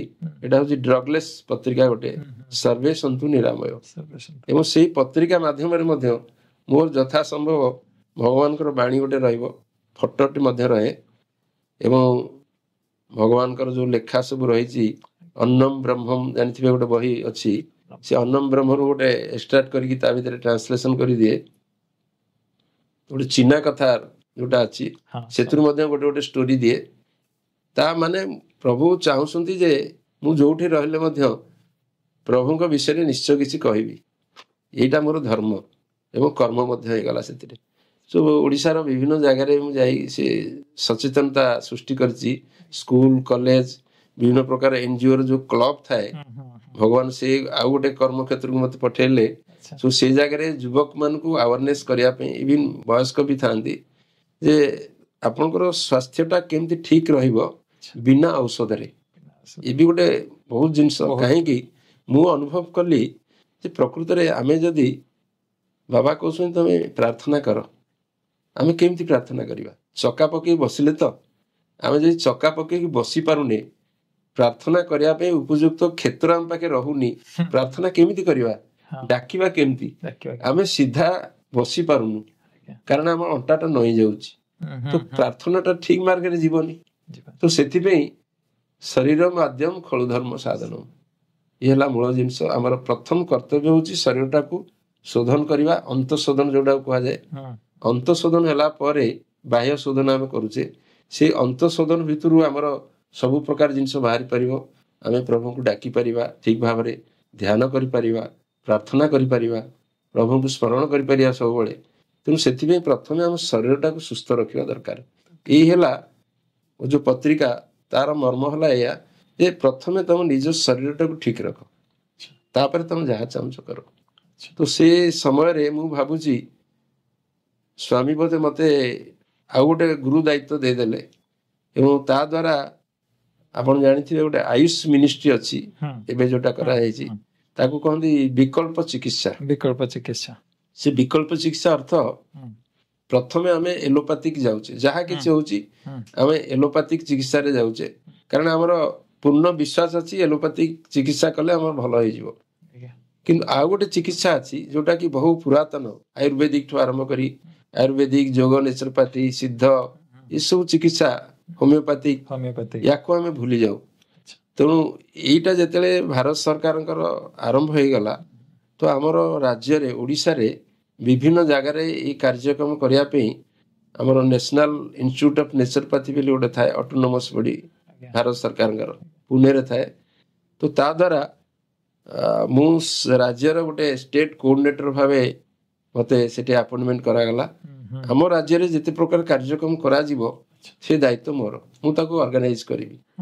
ତ ସେଥିରେ ବିଭିନ୍ନ ପ୍ରକାର କାର୍ଯ୍ୟକ୍ରମ କରାଯାଇଛି, ଯେମିତି 7 ଦିନ ଗୋଟେ ହେଇଥିଲା ଆମର ଭୁବନେଶ୍ୱରରେ ନ୍ୟାଚୁରାଲ ଫୁଡ ଫେଷ୍ଟିଭାଲ, ଯୋଉଟା ଗଭର୍ଣ୍ଣର ଆସିଥିଲେ ଇନାଗୋରେଟ କରିଥିଲେ। ସାରା ଆମର ଭାରତରେ ଯେତେଟା କଲେଜ ଅଛି ନେଚୁରୋପାଥିର, ସବୁ କଲେଜର ପିଲାମାନେ ତାଙ୍କର ସବୁ ପ୍ରିପେୟାର କରିକି ଡାଏଟଟା କେମିତି ହବା ଦରକାର, କୋଉ ଖାଦ୍ୟଟା ଆମ ପାଇଁ ଦରକାର, କୋଉ ସମୟରେ କୋଉ ଖାଦ୍ୟ, ଦିନକୁ କେତେ ଥର ଆମେ ଖାଇବା ଦରକାର, କେମିତି ଖାଇବା ଦରକାର। ଆଜିକାଲି ଆମେ ଟିଭିରେ ବସିକି ଖାଉଛେ, ଦେଖୁଛେ ଏବଂ ବଫେରେ ଖାଉଛେ। ଏଇ ପ୍ରକୃତରେ ଏଇ ଖାଦ୍ୟଟା ଠିକ ଭାବରେ ଆମ ଶରୀର ଉପଯୋଗୀ ହେଇପାରୁନି। ସେଥିପାଇଁ କେମିତି ଖାଦ୍ୟ ଆମେ ଗ୍ରହଣ କରିବା, କେତେବେଳେ ଖାଦ୍ୟ ଖାଇବା ଦରକାର, ଯାହାକି ବାବା ବି ଆମକୁ କହୁଛନ୍ତି, କୋଉଥିରେ ଅନ୍ନମ ବ୍ରହ୍ମରେ କହୁଛନ୍ତି। ଆମେ ଖାଦ୍ୟଟାକୁ ବ୍ରହ୍ମ ବୋଲି ଏପର୍ଯ୍ୟନ୍ତ ଅନୁଭବ କରିପାରିନି। ଆମେ ବ୍ରହ୍ମାର୍ପଣ କରୁଛେ, ବ୍ରହ୍ମାର୍ପଣ କରିକି ଖାଉଛେ କି ସାମୂହିକ ଭାବରେ ଯେତେବେଳେ ଆମେ ବସିଛେ ସେତେବେଳେ ବ୍ରହ୍ମାର୍ପଣ ହଉଛି। ଆମ ନିଜକୁ ପ୍ରଶ୍ନ କରନ୍ତୁ ଯେ ଆମେ ଘରେ ଯେତେବେଳେ ବସୁଛୁ ବ୍ରହ୍ମାର୍ପଣ କରୁଛେ କି? ବୋଧେ ଆନ୍ସର ବହୁତ କମ, ମାନେ ନିଲ୍ ଆସିବ, ଆମେ ଭୁଲି ଯାଉଛୁ ସେତେବେଳେ। ତେଣୁ ଏଇଟା ଆମ ପାଇଁ ବହୁତ ଜରୁରୀ। ଖାଦ୍ୟ ହଉଛି ଆମର ବ୍ରହ୍ମ, ବ୍ରହ୍ମକୁ ଆମେ ସମର୍ପଣ କରିବା, ତାପରେ ଯାଇ ଖାଦ୍ୟ ଖାଇଲେ ସେ ବିଷ ହେଲେ ମଧ୍ୟ ଆମ ପାଇଁ ଅମୃତ ହେଇଯିବ। ତେଣୁ ଏଇ ଯୋଉ ତତ୍ଵ ନେଇକି ଭଗବାନ ସଦା ଦେଲେ ମତେ, ତ ସେଇ ଦୃଷ୍ଟିରେ ପ୍ରାୟ ପାଖାପାଖି ବୋଧେ 10-12 ବର୍ଷ ଉପରେ ହବ ତ ସାରା ଓଡ଼ିଶାରେ ବୁଲିବାର ସୌଭାଗ୍ୟ ମିଳିଲା। ସେଥିରେ ମଧ୍ୟ ସାଇ ପରିବାରର ଭାଇ ଭଉଣୀ ମଧ୍ୟ ଦେଖା ହୁଅନ୍ତି ଏବଂ ଆନନ୍ଦ ଲାଗେ। ତ ଏଇଭଳି ପତ୍ରିକାଟା କରିକି ମତେ ବହୁତ ବହୁତ ଖୁସି ଲାଗେ ମତେ। ଏବଂ ମୁଁ ଭାବେ ସବୁବେଳେ ସ୍ୱାମୀ ମୋ ପାଖେ ପାଖେ ଅଛନ୍ତି ସବୁବେଳେ। ଯଦିଓ ସେ ପତ୍ରିକାରୁ ମୁଁ କୌଣସି ଲାଭ ପାଇବାର ଆଶା ନଥିଲା, ମୁଁ ବାଣ୍ଟି ଦିଏ, ଅଧିକାଂଶ ଜାଗାରେ ବାଣ୍ଟି ଦିଏ। ବସରେ ଯାଉଥିବି, ଜଣେ ଭାବିବ ଏଟା କି ପତ୍ରିକା ଭାଇ, ନିଅନ୍ତୁ ପଢନ୍ତୁ। ସେ 10 ଟଙ୍କା ତା ଦାମ ଥାଏ, 10 ଟଙ୍କା ମତେ ଦବାକୁ ଚାହିଁବେ, ମୁଁ କହିଲି ନାହିଁ, ଆପଣ ଯେତେବେଳେ ଗ୍ରାହକ ହେବେ ସେତେବେଳେ କିଣିବେ, ଆପଣ ନେଇକି ଦେଖନ୍ତୁ, ଯଦି ମନ ପାଉଛି ଆପଣ ଗ୍ରାହକ ହେବେ। ତ ଏଇଭଳି ମନ ଭିତରେ ମଧ୍ୟ ଥାଏ। ତ ସ୍ୱାମୀ ଗୋଟେ ଏଇଭଳି ମନ ଭିତରେ ଥାନ୍ତି ଯେ ଅନ୍ୟର କିଛି ଉପକାର କର। ଏଇଟା ଯୋଉ ଯୁବକ ସମୟରେ ଏଇ ଯୋଉ ଭାବଟା ମନ ଭିତରେ ଆସିବା, ଏଇଟା ମୁଁ ଭାବେ ଏଇଟା ବହୁତ ବଡ ଜିନିଷ। ଏ ସମୟରେ ଆମେ ଏଭଳି ଉପଦେଶ କୌଣସି ପାଠ ପଢୁନୁ କି କୌଣସି କେହି ଆମକୁ ଶିଖଉନାହାନ୍ତି। ଅନ୍ତତଃ ଗୋଟେ ଆଧ୍ୟାତ୍ମିକ ମାର୍ଗରେ ଯିବାର ମାର୍ଗଦର୍ଶନ କରୁଛନ୍ତି ସ୍ୱାମୀ। ତେଣୁ ସେଥିପାଇଁ ମୁଁ ଭାବେ ଯୋଉଠି ମୁଁ ଥାଏ ବି ସ୍ୱାମୀ ମୋ ପାଖେ ପାଖେ ଅଛନ୍ତି ବୋଲି ମୁଁ ଅନୁଭବ କରେ ଏଇଟାକୁ। ଖୁବ ସୁନ୍ଦର। ସ୍ୱାମୀ ପ୍ରତ୍ୟକ୍ଷ ବା ପରୋକ୍ଷ ଭାବରେ ସବୁବେଳେ ଗୋଟେ ବଡ ସପୋର୍ଟ ଆପଣଙ୍କୁ ଦେଇ ଆସିଛନ୍ତି, ମାନେ ନିଶ୍ଚିତ। ଆପଣଙ୍କର ବ୍ୟାକବୋନ ହେଇକି ସ୍ୱାମୀ ସବୁବେଳେ ଛିଡା ହେଇଛନ୍ତି। ମାନେ ମୁଁ ଯେତିକି ମୋ ସାଙ୍ଗରେ ଆପଣଙ୍କର ଯୋଉ ସେୟାର କଲେ ଏକ୍ସପିରିଏନ୍ସ, ସେ ଏକ୍ସପିରିଏନ୍ସରୁ ଏଇ ଜିନିଷଟା ମୁଁ ଅନୁଭବ କଲି। ତାପରେ ଆଉ ଟିକେ ମୋ ମନ ଭିତରେ କ୍ୟୁରିୟସ୍, ପୁଣି 2018ରେ ଆପଣ Shri Satya Sai books and publication ଟ୍ରଷ୍ଟର କନଭେନର ଭାବରେ ପୁଣି ଆଉ ଥରେ ସେ ସୁଯୋଗ ସ୍ୱାମୀ ଆପଣ ଦେଲେ ଆପଣଙ୍କୁ, ଏବଂ ଯେତେବେଳେ ସେ ସୁଯୋଗ ଦେଲେ ତାର ଜର୍ଣ୍ଣିଟା କେମିତି ଥିଲା ସେଇଟା ଟିକେ କୁହନ୍ତୁ। ମୁଁ ତ ଭାବିଥିଲି ମୋ ଭିତରେ ବୋଧେ ରଷ୍ଟ ଲାଗିଗଲା, ଆଜ୍ଞା କାହିଁକିନା ସ୍ୱାମୀ ବୋଧେ ମୁଁ କିଛି ଭୁଲ କରିଦେଇଛି, ଆଜ୍ଞା ଯାହାଦ୍ୱାରା କି ଆଉ ଦେଖା ତ ଦଉନାହାନ୍ତି, ଆଉ ପାଖକୁ ବି ଡାକୁନାହାନ୍ତି। ମୋ ମନ ଭିତରେ ଗୋଟେ ଏଭଳି ଚିନ୍ତା ହେଇଥିଲା। ଆଜ୍ଞା କିନ୍ତୁ ଠିକ 2017ରେ ଆମର ସୁଧାଂଶୁ ଭାଇ ଯେ ଏଡିଟର ଥାନ୍ତି, ତାଙ୍କ ସହିତ ଦେଖା ହେବା ପାଇଁ ମୁଁ ଯାଏ। ଆମର ପରଶୁରାମ ଭାଇ ଥାନ୍ତି ସେତେବେଳେ କନଭେନର ଦାୟିତ୍ୱ ନେଇଥାନ୍ତି। କଥାବାର୍ତ୍ତା ହଉ, ସୁଧାଂଶୁ ଭାଇ ଥରେ ଥରେ ଦେଖା ହୁଅନ୍ତି, ଆଉ ଥରେ ଥରେ ଆସିନଥାନ୍ତି। ତ ତା ଭିତରେ ପରଶୁରାମ ଭାଇ ମତେ କୁହନ୍ତି, ତାଙ୍କ ସହିତ ମୋର ଆଗରୁ ପରିଚୟ ଥିଲା, ବ୍ରହ୍ମପୁରରେ ସେ ଯେତେବେଳେ ଡିଏସପି ଥିଲେ। କହିଲେ ବିଜୟ ଆପଣ ଆସୁନାହାନ୍ତି କାହିଁକି, ମୁଁ ବୁଝିପାରୁନି। ମୁଁ କହିଲି ମୁଁ ତ ଅଛି, ଆସିବି କଣ, ଆପଣ କଣ ନିର୍ଦ୍ଦେଶ ଦିଅନ୍ତୁ। ନା ନାଇଁ ନାଇଁ ଆପଣ ଭାଇ ଆସନ୍ତୁ, ରେଗୁଲାର ନ ଆସିଲେ ହବନି। କିଛିଟା ଛପା ଦାୟିତ୍ୱ ବି ଦେଇଥିଲେ, ମୁଁ କଟକରେ ତାକୁ କରେଇକି ଜାଣିଥିଲି। ଆଉ ଭଲ ଅମାୟିକ, ତାଙ୍କ ବ୍ୟବହାର ବି ବହୁତ ଭଲ ଲାଗିଲା। କିନ୍ତୁ ହଠାତ୍ 2018ରେ ଯେ ସେ ଆମ ପାଖରୁ ଏମିତି ଅନ୍ତର୍ଧ୍ୟାନ ହେଇଯିବେ, ଆଉ ସ୍ୱାମୀଙ୍କ ପାଦପଦ୍ମକୁ ନେଇଯିବେ, ତ ଦୁଃଖର ଜିନିଷ ଥିଲା ସେଇଟା। ତାପରେ ଆମର ସମସ୍ତଙ୍କର ଗୋଟେ ଭାଳେଣି ପଡିଲା ଯେ କନଭେନର ଦାୟିତ୍ୱ କିଏ ନେବେ। ଆପଣ ବିଶ୍ୱାସ କରନ୍ତୁ, ମୋ ମନ ଭିତରେ ବି ଟିକେ ବି ନଥିଲା ଯେ ମୁଁ କନଭେନର ଦାୟିତ୍ୱ ନେଇପାରିବି କି। ସୁଧାଂଶୁ ଭାଇ ମତେ ପ୍ରସ୍ତାବ ଦେଇଥିଲେ, ମୁଁ କହିଲି ନାଇଁ, ମୁଁ ପରେ କହିବି। ମୋର ପ୍ରଥମ ଗୁରୁ ହେଲେ କିଏ, ସେ ଦିଗ୍ଦର୍ଶ ଆମର ବିଜୟ ମିଶ୍ର ପ୍ରଶାନ୍ତିରେ ଥାନ୍ତି। ମୁଁ ଭାଇନାଙ୍କୁ ପଚାରିଲି, ଭାଇନା କଣ କରିବି।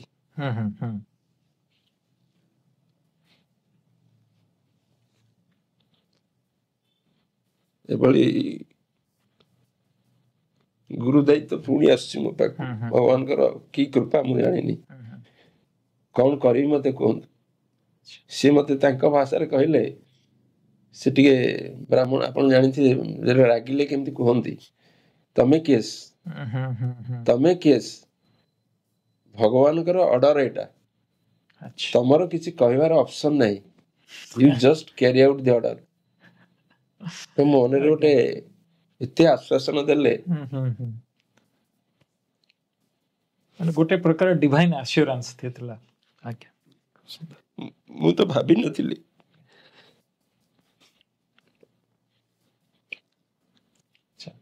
ଏତେ ବଡ ଗୁରୁ ଦାୟିତ୍ୱ ସତରେ ମୁଁ ନେଇପାରିବି, ଜାଣିନଥିଲି ସେଟା। ତାପରେ ଏ ଜର୍ଣ୍ଣିଂ ଆରମ୍ଭ ହେଲା, ବିପିଟିର ଜର୍ଣ୍ଣିଂ। ଆଉ ତା ଭିତରେ ତ ମିରାକିଲ ଏଭଳି ଚାଲିଛି, ମୁଁ ଜାଣିପାରିଲିନି। ମୁଁ ପ୍ରଥମେ ଭାବିଲି, ମୁଁ ଟିକେ ଆଗରୁ ମୋର ଟିକେ ଯୋଜନାବଦ୍ଧ ଭାବରେ କାମ କରିବାର ପ୍ରଭୁ ଶକ୍ତି ଦେଇଛନ୍ତି। ମୁଁ ଟିକେ ପ୍ଲାନ୍ ଆଉଟ୍ କରେ ପ୍ରତ୍ୟେକ ଜିନିଷକୁ। ଆଉ ପ୍ରତ୍ୟେକ ଦିନ ମୋର ଗୋଟେ ଚିଠା ଥାଏ, ସେ ଚିଠାଟା ନ ଲେଖିଲେ ମୁଁ ରାତିରେ ଶୋଇବିନି। କାଲି ପାଇଁ କଣ କଣ କରିବି, ଆପଣଙ୍କ ଷ୍ଟୁଡିଓକୁ ଆସିବା ପାଇଁ କାଲି କେତେବେଳେ ଆସିବି, କଣ କରିବି, ଏସବୁ ବିଧି ନିର୍ଦ୍ଦେଶ ଭଳିଆ ମୁଁ ଲେଖିକି ରଖିଥାଏ। ତେଣୁ ମୁଁ ପ୍ଲାନ୍ କଲି କଣ କରିବା ଆଗେ।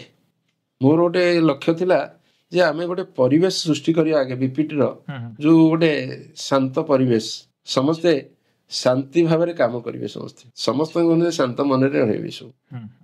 ତାଙ୍କ ପାଇଁ ଯାହା ଘର ହେଲା, ସେମାନେ ବି ଖୁସି ହେଲେ। ତାଙ୍କ କିଚେନ ରୁମ ଟା ଗୋଟେ ଅଲଗା କରାହେଲା। ସେ ଦ୍ୱିତୀୟ ଚିନ୍ତା ହେଲା, ସେତେବେଳକୁ ଆମର ସନାତନ ସାରଥୀ 50 ବର୍ଷରେ ପଦାର୍ପଣ କରୁଥିଲା। ପାରାଦୀପ ଷ୍ଟେଟ କନଫରେନ୍ସ ଯେତେବେଳେ ଆରମ୍ଭ ହେଲା, ତା ପୂର୍ବରୁ ଆମର ଯୋଜନା ହେଲା, ଗୋଟେ ପ୍ରସ୍ତାବ ଦିଆଗଲା ଷ୍ଟେଟକୁ ଯେ ଆମ ପାଇଁ ଷ୍ଟେଟ କନଫରେନ୍ସରେ କିଛି ସମୟ ଦିଆଯାଉ, ଆମେ ସେଠି ସନାତନ ସାରଥୀର ଗୋଲ୍ଡେନ ଜୁବୁଲି ଆଚ୍ଛା କାର୍ଯ୍ୟକ୍ରମଟା କରିବୁ। କରିବେ ସୋ ଘଣ୍ଟାଏ ନା 1.5 ଘଣ୍ଟା ସମୟ ଦିଆଯାଇଥାଏ। ଆଜ୍ଞା ତ ସେଠି ମୋର ଦ୍ୱିତୀୟ ଚିନ୍ତା ହେଲା ଯେ ଆମର ଯୋଉ ଭାଇମାନେ କାମ କରୁଛନ୍ତି ପ୍ରେସ୍ ଷ୍ଟାଫ, ସେମାନେ ହ୍ୱାଇଟ୍ ଡ୍ରେସ୍ ପିନ୍ଧିବେ। ତାଙ୍କ ପାଇଁ ବିପିଟି ତରଫରୁ ହ୍ୱାଇଟ୍ ଡ୍ରେସ୍ ସାଂସନ କରାହେଲା, ଦିଆହବ। ଆଚ୍ଛା ତୃତୀୟରେ ଥିଲା ବ୍ୟାଚ୍, ଗୋଟେ ବ୍ୟାଚ୍ ବି ତାଙ୍କର କରାଯିବ। ତ ଏଭଳି କରାଯାଇକି ଆମର ଅନ୍ତର୍ଜୟ ପଟ୍ଟନାୟକ ଭାଇ ଷ୍ଟେଟ୍ ଟ୍ରଷ୍ଟର କନଭେନର ଥାନ୍ତି। ଯେହେତୁ ପାରାଦୀପରେ ହବାର ଥିଲା ଆମର କନଫରେନ୍ସ, ଷ୍ଟେଟ୍ କନଫରେନ୍ସ, ତାଙ୍କ ସହିତ ମୋର ସେ କଣ୍ଟେମ୍ପୋରାରୀ ଜଣେ ସେବାଦଲ ଭାଇ, ତାଙ୍କ ସହିତ କଥାବାର୍ତ୍ତା ହେଲେ, ଭାଇ ଏଇସବୁ ବ୍ୟବସ୍ଥା ଯେମିତି କରାଯିବ। ସେ ପାଣିଗ୍ରାହୀ ଭାଇ ତାଙ୍କର ଦାୟିତ୍ୱରେ ଥାନ୍ତି, ତାଙ୍କୁ ବି କହିଲି। ସେ କହିଲେ ଆପଣ କିଛି ଅସୁବିଧା ହେବନି। ସେ ତାଙ୍କ ପାଇଁ ଯାହା ହଉ ଗୋଟେ ଘର ତିଆରି ହେଇଥାଏ, ସେମାନେ ରହିଥାଏ, ସେ ସ୍କୁଲରେ କରାଯାଇଥାଏ। ସ୍କୁଲର ଗୋଟେ ରୁମ୍ ବିପିଟି ପାଇଁ ରଖାଯାଇଥାଏ, ସେମାନେ ସବୁ ରହିଲେ। ଖାଇବା ପାଇଁ ତାଙ୍କୁ ସବୁ ଦିଆଗଲା, ଟୋକନ ଦିଆଗଲା, ପ୍ଲସ୍ ଗୋଟେ ବ୍ୟାଗ୍ ମଧ୍ୟ ସମସ୍ତଙ୍କ ପାଇଁ ଦିଆଗଲା। ତ ବହୁତ ଖୁସି ଲାଗିଲା। ଆଉ ସବୁଠୁ ଖୁସି ଲାଗିଲା ଯେ ସେମାନଙ୍କୁ ନାରାୟଣ ଭାଇ ନେଇକି ଆଜ ଏ ଷ୍ଟେଟ୍ ପ୍ରେସିଡେଣ୍ଟ ପ୍ଲାଟଫର୍ମ ଭିତରେ ସମସ୍ତଙ୍କୁ ଦେଖିଲେ, ଦି ପାଖେ ସମସ୍ତେ ଛିଡ଼ା କଲେ, ମଝିରେ ନାରାୟଣ ଭାଇ ସେ କାନ୍ଧକୁ କାନ୍ଧ ହାତ ଦେଇକି ସମସ୍ତଙ୍କୁ ଛିଡ଼ା ହେଇଥାନ୍ତି। କହିଲେ ଆଜି ଯୋଉ ଆପଣ ଯାହା କିଛି ପଢୁଛନ୍ତି ସାଇ ଲିଟରେଚର, ତାଙ୍କର ପଛରେ ଯୋଉମାନେ କାମ କରନ୍ତି ଏଇ ଭାଇମାନେ ହଉଛନ୍ତି ସେଇମାନେ। ଚମତ୍କାର, ବହୁତ ବଢିଆ ଏକ୍ସପିରିଏନ୍ସ। ଆସିଲା ପରେ ବାବା ଆପଣଙ୍କୁ ସେ ଶକ୍ତି ଦେଲେ ଏବଂ ଆପଣ ଗୋଟେ ଭଲ ଷ୍ଟେପ୍ ଆପଣ ନେଲେ ଏବଂ ସେଇ ଷ୍ଟେପ୍ ଦ୍ୱାରା ଏଭଳିଆ ଗୋଟେ ଆପଣଙ୍କୁ ଏ ସୁଯୋଗ ମିଳିଲା। ଯେଉଁ ଆମେ କଥାବାର୍ତ୍ତା ଏବେ ସ୍ୱାମୀଙ୍କ ଏକ୍ସପିରିଏନ୍ସ ବିଷୟରେ କଥାବାର୍ତ୍ତା ହେଉଛନ୍ତି, ଆଉ ଟିକେ ସେଥିରୁ ଅଲଗା ଜିନିଷ ମୁଁ ଟିକେ ପଚାରିବା ପାଇଁ ଚାହୁଁଛି। ଯେହେତୁ ଆର୍ଲି ଷ୍ଟେଜରେ 1974-75 କଥା ଆପଣ ଯେତେବେଳେ ଆପଣ କହୁଛନ୍ତି ମଉସା, ସେତେବେଳେ ଆପଣ ଏନ୍ କସ୍ତୁରୀ ସେତେବେଳେ ଦେଖିଥିଲେ? ପ୍ରଫେସର ଏନ୍ କସ୍ତୁରୀ 1974 ମସିହା ସମର କୋର୍ସରେ କ୍ଲାସ୍ ବି ନେଉଥିଲେ। ଆଜ୍ଞା। ଆଉ ତାଙ୍କ କ୍ଲାସଟା ବହୁତ ଇଣ୍ଟରେଷ୍ଟିଂ ଥାଏ, ଭାରି ଡିପ୍ ଫିଲୋସଫି ତାଙ୍କ। ଆଚ୍ଛା। ଆଉ ଆମେ ବୁଝିପାରୁଥିଲୁ ସବୁ, କିନ୍ତୁ ବହୁତ ଭୟ ଲାଗେ ତାଙ୍କ ପାଖକୁ ଯିବା ପାଇଁ। କାହିଁକି ମୁଁ ଜାଣିନି। ମୁଁ ଭାବେ ସେତେବେଳେ ସିଏ ହେଉଛନ୍ତି ସ୍ୱୟଂ ସାରଥୀ, ହେଉଛନ୍ତି ଭଗବାନ ଏବଂ ସିଏ ତାଙ୍କର ଅର୍ଜୁନ, ମତେ ଲାଗେ ଏମିତି। କାହିଁକିନା ପ୍ରଶାନ୍ତି ନିଳୟମରେ ଦେଖିବେ ଏଇ ଦୁଇ ଜଣଙ୍କର ଭଗବାନ ତ ସବୁର ମୂଳ। ତାଙ୍କ ପରେ ଯଦି କିଏ ଅଛନ୍ତି ସେ ହେଉଛନ୍ତି ପ୍ରଫେସର କସ୍ତୁରୀ। ତ କସ୍ତୁରୀଙ୍କ ସହିତ 74 ତ ସମର କୋର୍ସରେ ଯାହା ଦେଖା ହେଇଥିଲା, କିନ୍ତୁ ଏତେ ତାଙ୍କ ସହିତ ବାର୍ତ୍ତାଳାପ ହେଇନି। କିନ୍ତୁ ଆଉ ଗୋଟେ ତାଙ୍କ ସହିତ ଅନ୍ତରଙ୍ଗ ମୁହୂର୍ତ୍ତରେ କଥାବାର୍ତ୍ତା ହେଇଛି, କିନ୍ତୁ ତାଙ୍କଠୁ ଗୋଟେ ବଡ଼ ଶିକ୍ଷା ମୋ ଜୀବନରେ ପାଇଥିଲି। କ'ଣ ହେଇଛି, ଯେତେବେଳେ ବ୍ରହ୍ମାନନ୍ଦ ପଣ୍ଡା ଥରେ ଗୋଟେ ଚିଠି ଲେଖିକି ପଠେଇଲେ ଯେ ବିଜୟ ତମେ ଯାଅ ପ୍ରଶାନ୍ତି ନିଳୟମ୍, ସେଠି ଆମର ବହି କେମିତି ପ୍ରିଣ୍ଟ ହେଉଛି, ମାଗାଜିନ୍ କେମିତି ଡେସ୍ପାଚ୍ ହେଉଛି, ଏସବୁ ଦେଖିକି ଆସିବ। ଗୋଟେ ଚିଠି ଲେଖିଥାନ୍ତି। ସେ ଚିଠିଟା ମୁଁ ନେଇକି ଗଲି, ପ୍ରଫେସର କସ୍ତୁରୀ ବସିଥାନ୍ତି, ସେଠୁ ଠିଆ ହେଲେ ଯେମିତି ମୋତେ କହିଲେ, ସାଇରାମ କଲି, ତାଙ୍କୁ ବଢ଼େଇ ଦେଲି। ଲେଖା ହେଇଛି from Panda Odisha. O mister Panda Odisha. କାରଣ ସେଥିରେ ଦୁଇ ଜଣଙ୍କୁ କେବଳ ପ୍ରଶାନ୍ତିରେ ଜାଣନ୍ତି, ଜଣେ ହେଲେ ମିଷ୍ଟର ପଣ୍ଡା ଆଣ୍ଡ ମିଷ୍ଟର ପ୍ରଧାନ। ନରେନ୍ଦ୍ର ପ୍ରଧାନ ହେଉଛନ୍ତି ଷ୍ଟେଟ୍ର କନଭେନର ଏବଂ ବ୍ରହ୍ମାନନ୍ଦ ପଣ୍ଡା ହେଉଛନ୍ତି ପ୍ରଥମ ଯିଏକି ରାଜ୍ୟ ସଭାପତି ଏବଂ ଭଗବାନଙ୍କର ଅତି ନିକଟତର। ସେ ସମସ୍ତେ ଜାଣନ୍ତି ଏଇଟା ପ୍ରାୟ। ଚିଠିଟା ଦେଖିଦେଲେ, ଦେଖିଦେଇକି ମତେ, ମୁଁ ଭାବିଲି ସାଙ୍ଗେ ସାଙ୍ଗେ ବୋଧେ ଫୋନ କରିବେ, ମୋର ଧାରଣା ହେଲା। ସାଙ୍ଗେ ସାଙ୍ଗେ ଏଠୁ କହିଲେ okay okay let us take permission from mister Apaya. Apaya ହେଉଛନ୍ତି ପ୍ରେସର ମ୍ୟାନେଜର ସେତେବେଳେ। ମୁଁ ମନେ ମନେ ଭାବିଲି ଏ କହିଦେଇଥିଲେ ହେଇଥାନ୍ତା, ଏ ପୁଣି ପରମିଶନ ପାଇଁ କହିଲେଣି ଯିବା ପାଇଁ।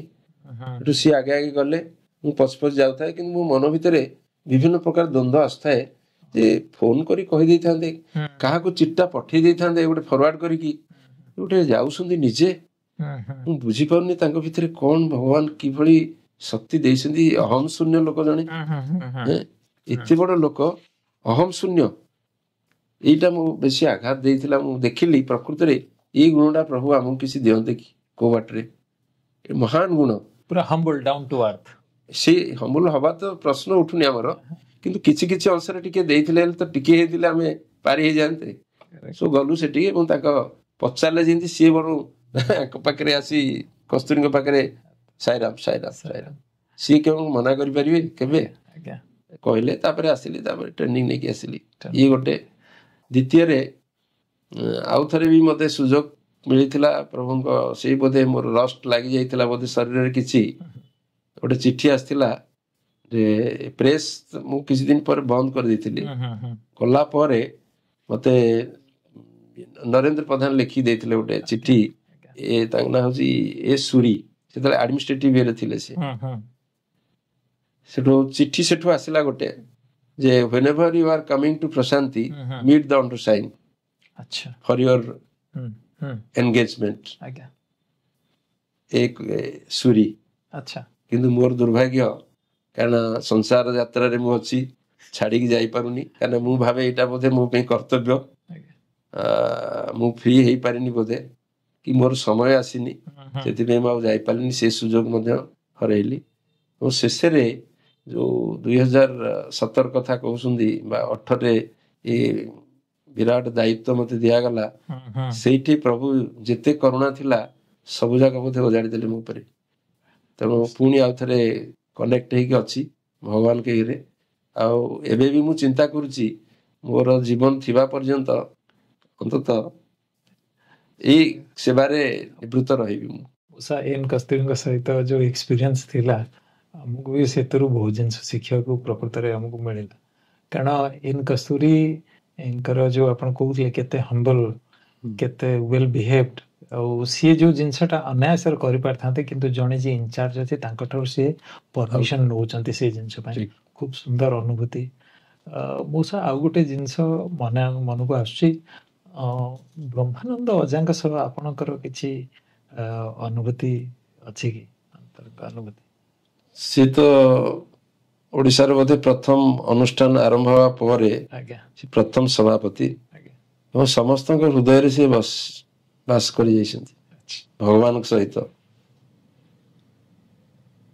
ସେ ଯେତେବେଳେ ରିଟାୟାର୍ଡ କଲେ MP ଥିଲେ ସେତେବେଳେ ଗୋଟେ ପୋଷ୍ଟ କାର୍ଡ ମତେ ପଠେଇଥିଲେ। ସେ ପୋଷ୍ଟ କାର୍ଡରେ ଭେରି ସର୍ଟରେ ଲେଖନ୍ତି ଜଣେ ସାହିତ୍ୟିକ ସିଏ ଜଣେ ବହୁତ ବଡ ସାହିତ୍ୟିକ ପ୍ରେସ୍ ଲାଇନରେ ମଧ୍ୟ କାମ ବି କରିଛନ୍ତି ତାଙ୍କର ଦଖଲ ରହିଛି। ଲେଖିଲେ ପ୍ରିୟ ବିଜୟ ସସ୍ନେହ ସାଇରାମ ମୁଁ ବର୍ତ୍ତମାନ ରିଟାୟାର୍ଡ କଲି ଏଣିକି ନିଡମରେ ଯାଇ ରହିବି ସତ୍ୟମ ଶିବମ ସୁନ୍ଦରମର ଦ୍ୱିତୀୟ ଭାଗରୁ ଆରମ୍ଭ କରିବା ଆସିବୁ ନା? ତାଙ୍କ ଭାଷାରେ ଯେମିତି ହୁଏ ସେଟା ପଢିଲେ ଜାଣି ଯେ ମାନେ ବ୍ରହ୍ମପୁର ଭାଷା ଭଳିଆ ଆସିବୁ ନା? ଆସିବୁ ଏଠିକି ଖାଇକି ଯିବୁ ପ୍ରୁଫ୍ ଦେଖିବି ତୁ ନେଇକି ଯିବୁ। ଇତି ଶ୍ରଦ୍ଧେୟ ବଡ ଭାଇନା। ମାନେ ଏଇ ଯୋଉ ଜିନିଷ ତାଙ୍କ ଭିତରେ ଥାଏ ଏବଂ ପ୍ରକୃତରେ ତାଙ୍କ ସହିତ ଯୋଉମାନେ ଅଙ୍ଗାଙ୍ଗୀ ଭାବେ ଜଡିତ ଅଛନ୍ତି ଥିଲେ ସେ ଅନୁଭବ ନିଶ୍ଚୟ କରିଥିବେ କେତେ ପ୍ରେମ ବାଣ୍ଟୁଥିଲେ ସମସ୍ତଙ୍କୁ କେବଳ ପ୍ରେମ ଛଡା ଆଉ କିଛି ନାହିଁ। ତେଣୁ ଭାରି ଶ୍ରଦ୍ଧାରେ ବସୁ କଥାବାର୍ତ୍ତା ହଉ।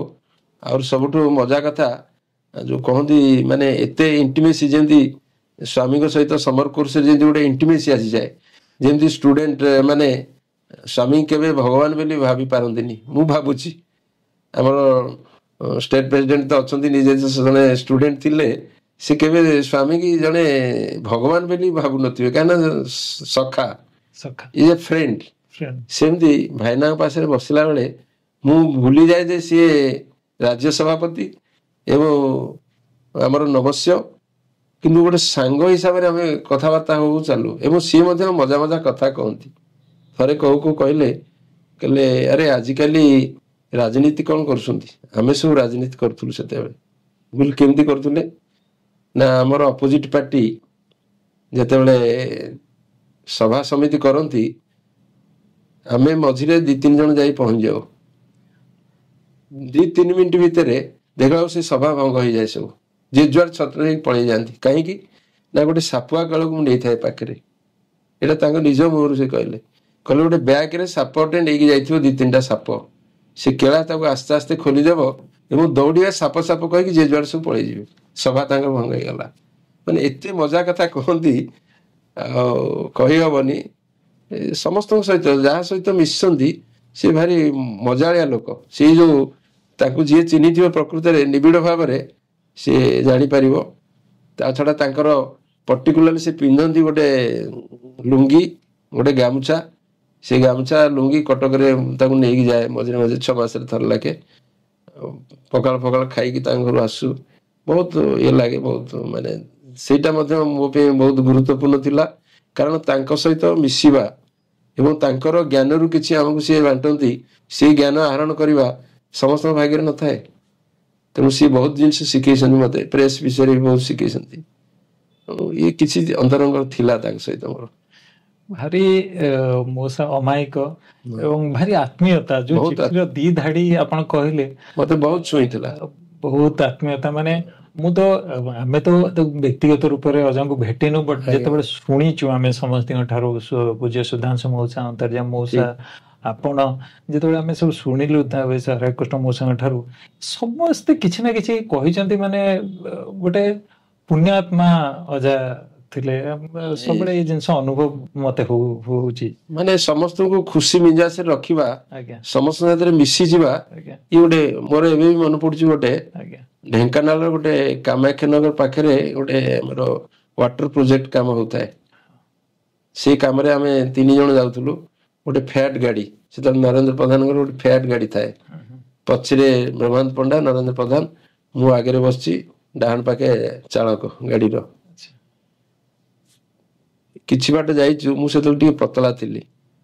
କିଛି ବାଟ ଗଲା ପରେ ମତେ ଥଟାରେ କହୁଛନ୍ତି, ଆରେ ବିଜୟ, ତୁ କଣ ମୋଟା ହବୁନି କି? ଆଉ ତୁ ଗୋଟେ କାମ କରେ, ନରେନ୍ଦ୍ର ବାବୁଙ୍କୁ କହିକି କହିଲେ, ନରେନ୍ଦ୍ରଙ୍କର ଟିକେ ବେଶୀ ଅଛି ମାଂସ, ତୁ 2 କେଜି ନେଇକି ତୋ ଦେହରେ ଲଗେଇଦେ।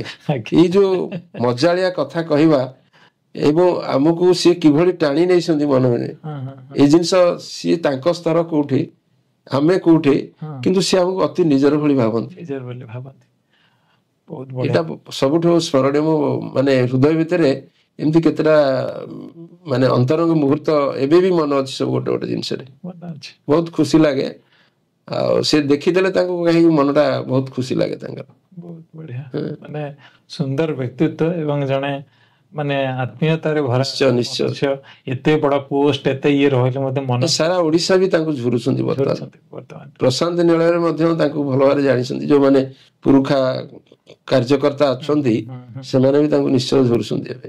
ଚମତ୍କାର, ବହୁତ ବଢିଆ ଏକ୍ସପିରିଏନ୍ସ ମଉସା। ଆଉ ଗୋଟେ ଜିନିଷ ମନ ଭିତରକୁ ଆସୁଛି, ସେତେବେଳେ ମଉସା ସାଇ ଜିଲ୍ଲା କେତୋଟି ଥିଲା? ସାଇ ଜିଲ୍ଲା ତ ଅନଡିଭାଇଡେଡ ଥିଲା ସେତେବେଳେ, ମାତ୍ର 13ଟି ଜିଲ୍ଲା। ଏବେ ଡିଭାଇଡେଡ ହେବା ପରେ 30 ଜିଲ୍ଲା ହେଲା। 13ଟି ଜିଲ୍ଲା ଲିମିଟେଡ ଥିଲା ଆମର। ସେତେବେଳେ 13ଟି ଜିଲ୍ଲା ଥିଲା। ଆପଣଙ୍କୁ ସବୁ ଯୋଉ ସାଇ ଜିଲ୍ଲାକୁ ଯିବାର ସୁଯୋଗ ମିଳିଛି ସେତେବେଳେ? ସିଏ ବି ସ୍ୱାମୀଙ୍କର ଗୋଟେ କରୁଣା। ଆଚ୍ଛା। ସେତେବେଳେ ଆମର ନରେନ୍ଦ୍ର ପ୍ରଧାନଙ୍କର ବଡ ଝିଅ ଯିଏ ଆମେରିକାରେ ଥାନ୍ତି, ସିଏ ବି ସମ୍ପୂର୍ଣ୍ଣ ଭାବେ ବାବାଙ୍କ ପ୍ରତି ତାଙ୍କର ଅନୁଗତ ଥାଏ। ସିଏ ତା ଭିତରେ ଯେହେତୁ ଫରେନରେ ଥିଲେ, ତାଙ୍କର ବିଭିନ୍ନ ପ୍ରକାର ରିସୋର୍ସ ଅଛି। ତାଙ୍କର ସେଠି ଗୋଟେ ରେକର୍ଡିଂ କରିଥିଲେ, ଗୋଟେ ଡକୁମେଣ୍ଟାରୀ ରେକର୍ଡ ଭଳିଆ କରିଥିଲେ। ଡକୁମେଣ୍ଟାରୀ ପିକ୍ଚର ଯୋଉଟା କହୁଛେ, ବାବାଙ୍କର ବିଭିନ୍ନ ଆକ୍ଟିଭିଟିଜ ନେଇକି ସେ ତାଙ୍କର କରିକି ରଖିଥିଲେ। ଗୋଟେ ମୋର ମନେ ଅଛି, ଗୋଟେ ସ୍କୁଲ, ବଡ ସ୍କୁଲରେ ଥାଏ ସେଟା। ଓଡିଶା ଯେତେବେଳେ ପଠେଇଲେ, ସେଟା ଆଲୋଚନା କରାହେଲା ଯେ ଏଇଟା କେମିତି କଣ କରିବା, କିଏ ଯିବ, କଣ କରିବ, ତାକୁ ଦେଖେଇବା। ଆମର ବିଭିନ୍ନ ଫଙ୍କସନରେ ସେଟା ଟେଲିକାଷ୍ଟ କରାହଉଥାଏ। ମତେ ସେ ଦାୟିତ୍ୱ ମିଳିଲା, ସେ ଭଗବାନଙ୍କର ଗୋଟେ ସୁଯୋଗ ମୋ ପ୍ରତି, ଯେ ଆମର କଟକରେ ଜଣେ ଥାଏ ଗୋଟେ 16mm ଯୋଉଟା ପ୍ରୋଜେକ୍ଟର ଥାଏ, ସେ ପ୍ରୋଜେକ୍ଟର ବାଲା ସହିତ କଥା ହେଲା, ଏତେ ଦିନ ତମେ ବୁଲିବ ସାଥିରେ। ତାଙ୍କ ସହିତ କଣ୍ଟ୍ରାକ୍ଟ ହେଇଗଲା। ଆମେ 2 ଜଣ ବିଭିନ୍ନ ଜିଲ୍ଲାରେ ବୁଲି, ବିଭିନ୍ନ ସମିତି, ପ୍ରାୟ ସମିତି ଗୁଡାକ ଥାଏ, ସମିତିରେ ଯାଇକି ଆମର ଗ୍ୟାଦରିଂ ହୁଏ। ଆଗରୁ ସବୁ ଡିଷ୍ଟ୍ରିକ୍ଟ ପ୍ରେସିଡେଣ୍ଟ ମାନଙ୍କୁ ଖବର ଦିଆଯାଇଥାଏ। ସେତେବେଳେ ଜୋନାଲ ପ୍ରେସିଡେଣ୍ଟ ଥାନ୍ତି, ଗୋଟେ ପୋଷ୍ଟ ଥାଏ ସେତେବେଳେ। ଜୋନାଲ ପ୍ରେସିଡେଣ୍ଟ ମାନଙ୍କୁ ମଧ୍ୟ ଖବର ଦିଆଯାଇଥାଏ ଯେ ଅମକ ଦିନ ଇଏ ଯିବେ, ସେଠି ତମର ଗ୍ୟାଦରିଂ ହେବେ ସାଇ ଡିଭୋଟି, ତାଙ୍କୁ ଫିଲ୍ମଟା ବାବାଙ୍କର ଦେଖାହବ। ମୁଁ ଯେତେବେଳେ ନେଇକି ଯାଇଥାଏ, ସେତେବେଳେ ଆନନ୍ଦ କହିଲେ ନ ସରେ। ସେତେବେଳେ ମାନେ ବାବାଙ୍କୁ ଦେଖିବା ପାଇଁ କି ଭିଡ ସବୁ ହଉଥାଏ, ଅସମ୍ଭବ ଭିଡ। ଏବେ ତ ଆମର ଆସୁଛି ମନ ଭିତରେ, ଏବଂ ଆମେ ଦେଖି ସାରିଲା ପରେ ଟିକେ ସାଚୁରେଟେଡ ହେଇଯାଇଛି ବୋଧେ, ଟିକେ ଆଗ୍ରହ ଟିକେ କମ ଥିବ, କିନ୍ତୁ ସେତେବେଳେ ଦେଖିବା ପାଇଁ ଯୋଉ ପ୍ରବଳ ଭିଡ, डिभोटी एवं जो मानक आम पब्लिक कौचे भितर आसती देखती एवं सेठी प्रत्येक डिस्ट्रिक्ट प्रेसिडेंट मान कहुए आमर रहा खाଇବା व्यवस्था सब करेंगे तेणु आम जाए आराम से रहू खाओ सो सी गोटे आनंद मुहूर्त थिला प्राय 13टा जिला नहले मोरे ठीक भाव में मन पड़ुनी 10-12टा 11टा एमती हो पारे जिला मीन कोरापुट भी अति निघंच जगह को जोटा सुनावाड़ा बालीमेला गोटे हूँ बैपारीगुड़ा एमती मोर मन अच्छी किसी से जगह को जाइए बहुत एंट्रियर जगह जोड़ा बहुत दूर तो से सब जगार बाबा पिक्चर देखा पर यहाँ बोधे भगवान इच्छा थिला क्या भगवान से कहते जे मिराकल समय रे केते प्रभु आड़े अट्राक्ट करके आसीपारे जनसाधारण जमी चॉकलेट दे गोटे छोट पिला को आम अट्राक्ट करुचे सी आप पलि आसुची बाबा थिला लीला जे जोटा को मिराकल स्टेज कहला 16 वर्ष जोटा बाबा फेज वाइज करथिले तो सही स्टेज रे देखला परे बहुत लोग माने से माने बाबा फोल्ड को आसछंदी मो जानिया भितरे बहुत खुशी होती आनंद पाती देखिकी से सब दिन तो सी गोटे मो पे बहुत गुरुत्वपूर्ण थिला एवं गोटे आशीर्वाद थिला मोर बहुत बढ़िया माने स्वामी से जो 16 स्वामी प्रोजेक्टर स्वामी को देखा स्वामी को ये देखा एवं बहुत इंस्पायरिंग माने खूब चमत्कार जिनस आप जिला रु जिला बुली ये सब जिनस करवा ये गोटे ब्यूटीफुल डिवाइन एक्सपीरियंस आमे तो संगठन विषय रे कथबार्ता हले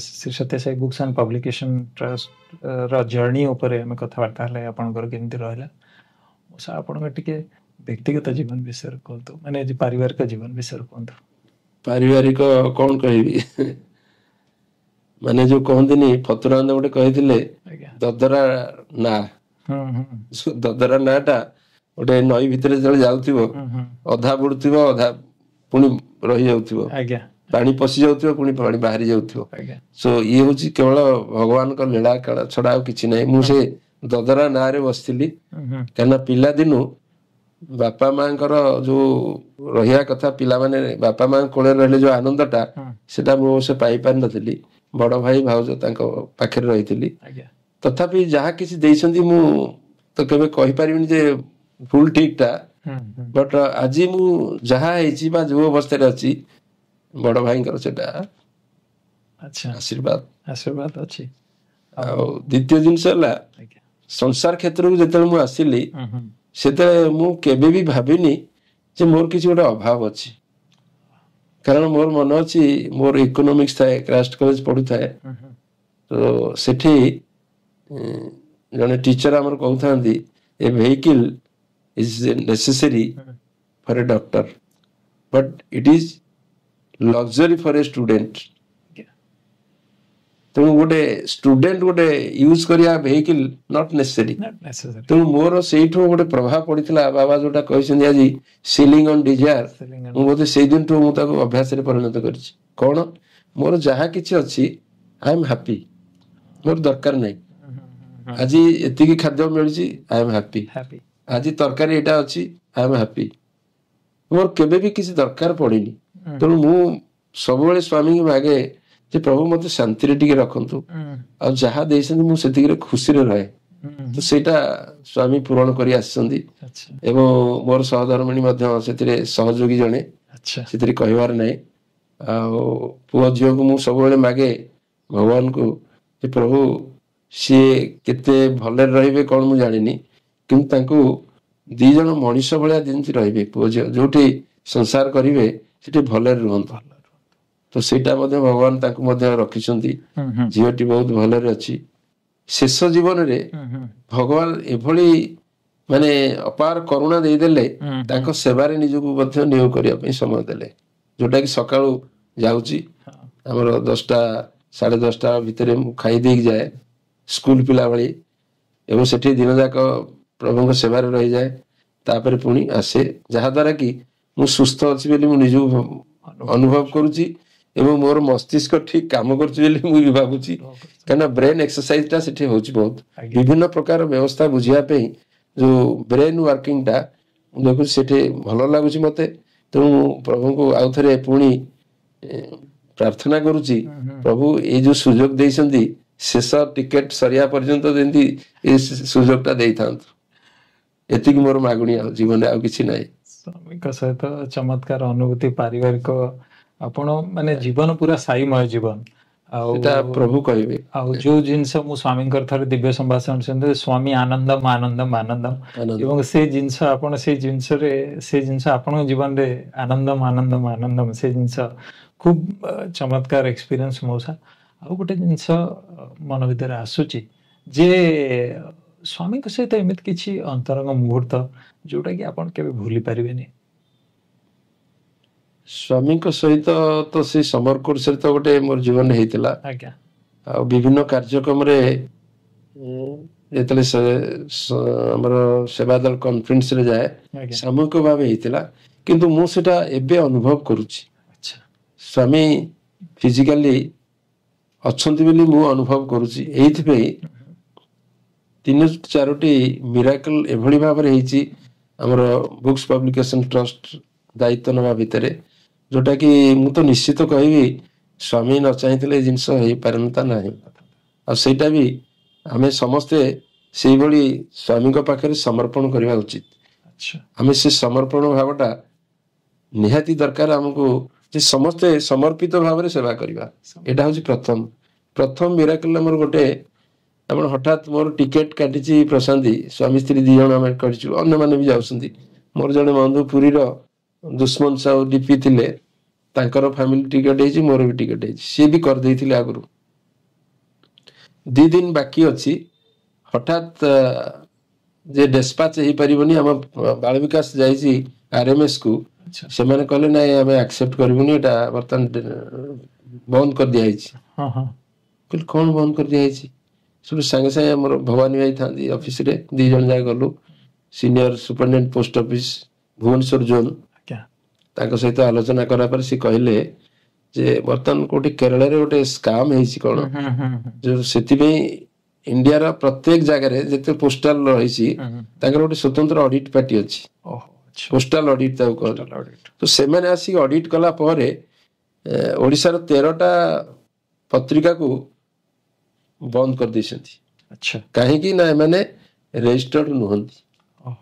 ଦେଖନ୍ତୁ କେତେ ବଡ ମାନେ ଆରୋପ କରାହେଇଛି ଆମ ଉପରେ। ଆଚ୍ଛା ମୁଁ ଆଶ୍ଚର୍ଯ୍ୟ ହେଇଗଲି, ଭଗବାନଙ୍କୁ ଗୋଟେ ପ୍ରାର୍ଥନା କଲି, ପ୍ରଭୁ ସତରେ କଣ ଏମିତି ତ ହେଇନି କିଛି, ତ ଏଇଭଳି ଦଣ୍ଡ କାହିଁକି ଦେଲା ଆମକୁ? ସେଠୁ ବୁଝିଲା ପରେ ମୁଁ କହିଲି ତାହେଲେ ଭାଇ କୁହନ୍ତୁ ଆପଣଙ୍କର କୋଉଠି ଗଲେ ଆମେ ତାର ସଲ୍ୟୁସନ ପାଇବୁ? ଆଚ୍ଛା କିଏ ତାର ମାଲିକ? ନା ଅଡିଟ ଯୋଉମାନେ କରିଛନ୍ତି। କୋଉଠି? ନା କଟକ ଅଫିସ ତାଙ୍କର। ସାଙ୍ଗେ ସାଙ୍ଗେ ସେଇ ଅଫିସରୁ ମୁଁ ଆସି କଟକ ଆସିଲି। ମୁଁ ଜାଣିଥିଲି ସେଠି ମୋର ବନ୍ଧୁ ବି 2-3 ଜଣ ଥିଲେ, ରିଟାୟାର୍ଡ କଲେଣି। ପଚାରିଲି କଣ ହେଇଛି, ତାଙ୍କର ଚିଫ ଅଡିଟର ଯିଏ ନମ୍ବର ନେଇଥାଏ, ଆମର ଅଡିଟ ଯେ ଆମର ରେଜିଷ୍ଟ୍ରେସନ ସାର୍ଟିଫିକେଟ ଯୋଉ ନମ୍ବର ଥାଏ, ଆମ ପତ୍ରିକା ପଛପାଖେ ଯୋଉଟା ଲେଖା ହଉଛି, ସେଥିରେ ପରିଷ୍କାର ସେ ସାଙ୍ଗେ ସାଙ୍ଗେ କମ୍ପ୍ୟୁଟର ଦେଖିଦେଲେ, କହିଲେ ଆପଣ ତ ଅଛି already, eat is active stage. ଆଚ୍ଛା କାହିଁକିନା ଅଶୋକ ହୋତା ଭାଇ ମୁଁ ମାଗିଥିଲି, ସିଏ ମତେ ଦେଇଥିଲେ, ଅଛି ଆକ୍ଟିଭ ଅଛି ଅଲରେଡି। ସିଏ ଯେତେବେଳେ କହିଲେ, ମୁଁ କହିଲି ତାହେଲେ ଆମକୁ କେମିତି ବ୍ଲକ୍ କରାହେଇଛି କାହିଁକି? ଆଚ୍ଛା ସେଠୁ ମୁଁ ସେତେବେଳକୁ କ୍ୟାନସଲ କରିସାରିନି ଟିକେଟ। କହିଲି ବାବୁ କେମିତି ଯିବି? ମତେ ଏଇ ଦାୟିତ୍ୱ ଦେଇଛ, ମୁଁ ନ ବୁଝି କେମିତି ଯାଇପାରିବି? କ୍ୟାନସଲ କଲି। କ୍ୟାନସଲ କରିବା ଭିତରେ ଇଏ ଦୌଡା ଚାଲିଛି। ସରକାରୀ ସ୍ତରରେ ଆପଣ ଜାଣିଛନ୍ତି ଦିନେକରେ କୌଣସି କାମ ହବନି। ସେଠୁ ମୁଁ ତାଙ୍କୁ ରିକ୍ୱେଷ୍ଟ କଲି ଯେ ଆପଣ ଟିକେ କହିଦିଅନ୍ତୁ। ନାଇଁ ଆମେ କହିପାରିବୁନି, ଆମେ ଯେହେତୁ ଚେକ୍ କରିଛୁ ଆମେ କେମିତି କହିବୁ? ତେଣୁ ପୁଣି ଥରେ ଗଲୁ ତାଙ୍କ ପାଖକୁ ତା ପରଦିନ। ସିଏ କହିଲେ ନାଇଁ ଆମେ ଗୋଟେ ପ୍ରୋସେସିଂ କରୁଛୁ, ପ୍ରୋସେସିଂ ହେଲା ପରେ ଆପଣଙ୍କ ବାହାରିଲା ଆକ୍ଟିଭ। ମୁଁ କହିଲି ଆଜ୍ଞା ଆମକୁ ଏମିତି ପନିଶମେଣ୍ଟ ଦିଅନ୍ତୁନି, କାଇଣ୍ଡଲି କରନ୍ତୁ, ଟିକେ ଆକ୍ଟିଭେଟ କଲେ। ଯାହା ହଉ ସେଟା ବ୍ଲକ ହେଇକି ଥାଏ ଆମର RMS ରେ। ବାଳ ବିକାଶ ସେପର୍ଯ୍ୟନ୍ତ ଡେସ୍ପାଚ ହେଇନି। ଏଟା ପ୍ରଥମ ଥର ଗୋଟେ ଲୋକେସନରେ ଆମର ରହିଯାଇଛି। ସନାତନ ସାରଥୀ ବର୍ତ୍ତମାନ ଯିବ 24ରେ। ସେତେବେଳକୁ ଅଲରେଡି ପ୍ରସେସନ ହେଇ 23 ତାରିଖରେ ୟାର ପରମିଶନ ପାଇଲୁ ବାଳ ବିକାଶ ପାଇଁ। ଆଚ୍ଛା ଆଚ୍ଛା ସେ ତାଙ୍କର ଅଟୋମେଟିକ କରିଦେଲେ। ତାପରେ ଡେସ୍ପାଚ ହେଇଗଲା ଏବଂ ସନାତନ ସାରଥୀ ମଧ୍ୟ ବାଟ ପରିଷ୍କାର ହେଇଗଲା। ତ 2ଟା ଗଲା। ଯେତେବେଳେ ଥିଲି ଆମର ଯିଏ ଅଛନ୍ତି ତାର ସିନିୟର ସୁପରିଟେଣ୍ଡେଣ୍ଟ ଆମ ଭୁବନେଶ୍ୱର ଡିଭିଜନର, ତାଙ୍କୁ ପଚାରିଲି, ବହୁତ ସୁନ୍ଦର ଲୋକ ଜଣେ, ଆମକୁ ଏତେ କୋଅପରେଟ କଲେ, ବସିକି ବହୁତ ଆତ୍ମୀୟତା ବଢିଗଲା ଆମ ଭିତରେ। ମୁଁ ତାଙ୍କୁ ଗୋଟେ ପ୍ରଶ୍ନ ପଚାରିଲି, ମୁଁ କହିଲି ଆଜ୍ଞା ଆପଣଙ୍କୁ ଯଦି ଏଇଭଳି ପନିଶମେଣ୍ଟ ଦିଆ ହେଇଥାନ୍ତା ଆପଣ କଣ ହେଇଥାନ୍ତେ? ଆଚ୍ଛା ସେ କହିଲେ ଦେଖନ୍ତୁ ଏଇଟା ଗୋଟେ ବାଇ ମିଷ୍ଟେକ୍ ହେଇଯାଇଛି।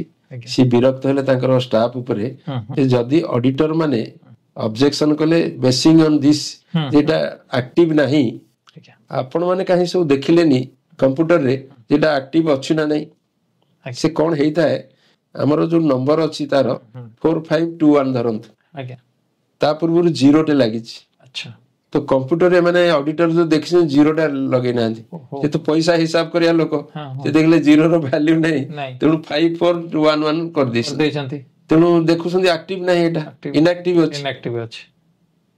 ତା ମାନେ ୟାଙ୍କର ତାଙ୍କର ଗୋଟେ କିଛି କୋଆଲିସନ ରହିଛି, ହଁ ବିନା ପଇସାରେ ୟାଙ୍କର ଡେସ୍ପାଚ ହଉଛି। ଆଚ୍ଛା ସେ ଯାହା ହିଁ ହଉ, ଇଏ ଗୋଟେ ଭଗବାନଙ୍କର ଦେଖନ୍ତୁ କିଭଳି ଭାବରେ ଗୋଟେ ବ୍ଲକ୍ କରିଦେଲେ ସତ।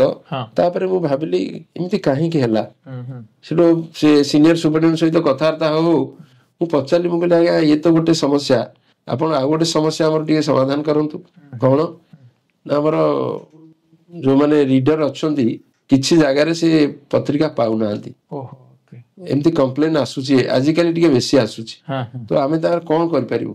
ସେ ମତେ ପଚାରିଲେ ଆପଣ ଡେସ୍ପାଚ, ମୁଁ କହିଲି ଆମର ଏଭିଡେନ୍ସ ଦବୁ, ଆମେ ଡେସ୍ପାଚ କମ୍ପ୍ୟୁଟରରୁ ବାହାର କରୁଛୁ, ତାକୁ ନେଇକି ପେମେଣ୍ଟ ଦିଆହଉଛି ଜିପିଓ ରେ, ୟା ଏଗେନ୍ଷ୍ଟ ପେମେଣ୍ଟ ହଉଛି, ଏବଂ ଯୋଉ ଲିଷ୍ଟ 12 ପେଜର ବାହାରୁଛି ଯାହାଙ୍କ ଏଗେନ୍ଷ୍ଟ ପେମେଣ୍ଟ ହେଇଛି ସେ ପେମେଣ୍ଟ ସ୍ଲିପ ଦେଖିକି ଆରଏମଏସ ରେ ଚେକ୍ କରାହଉଛି, ପଠାହଉଛି। ଆଚ୍ଛା ତ वी आर 100% assured ଯେ ଆମ ଲେବୁଲରେ ଆମ ଡେସ୍ପାଚ ହଉଛି।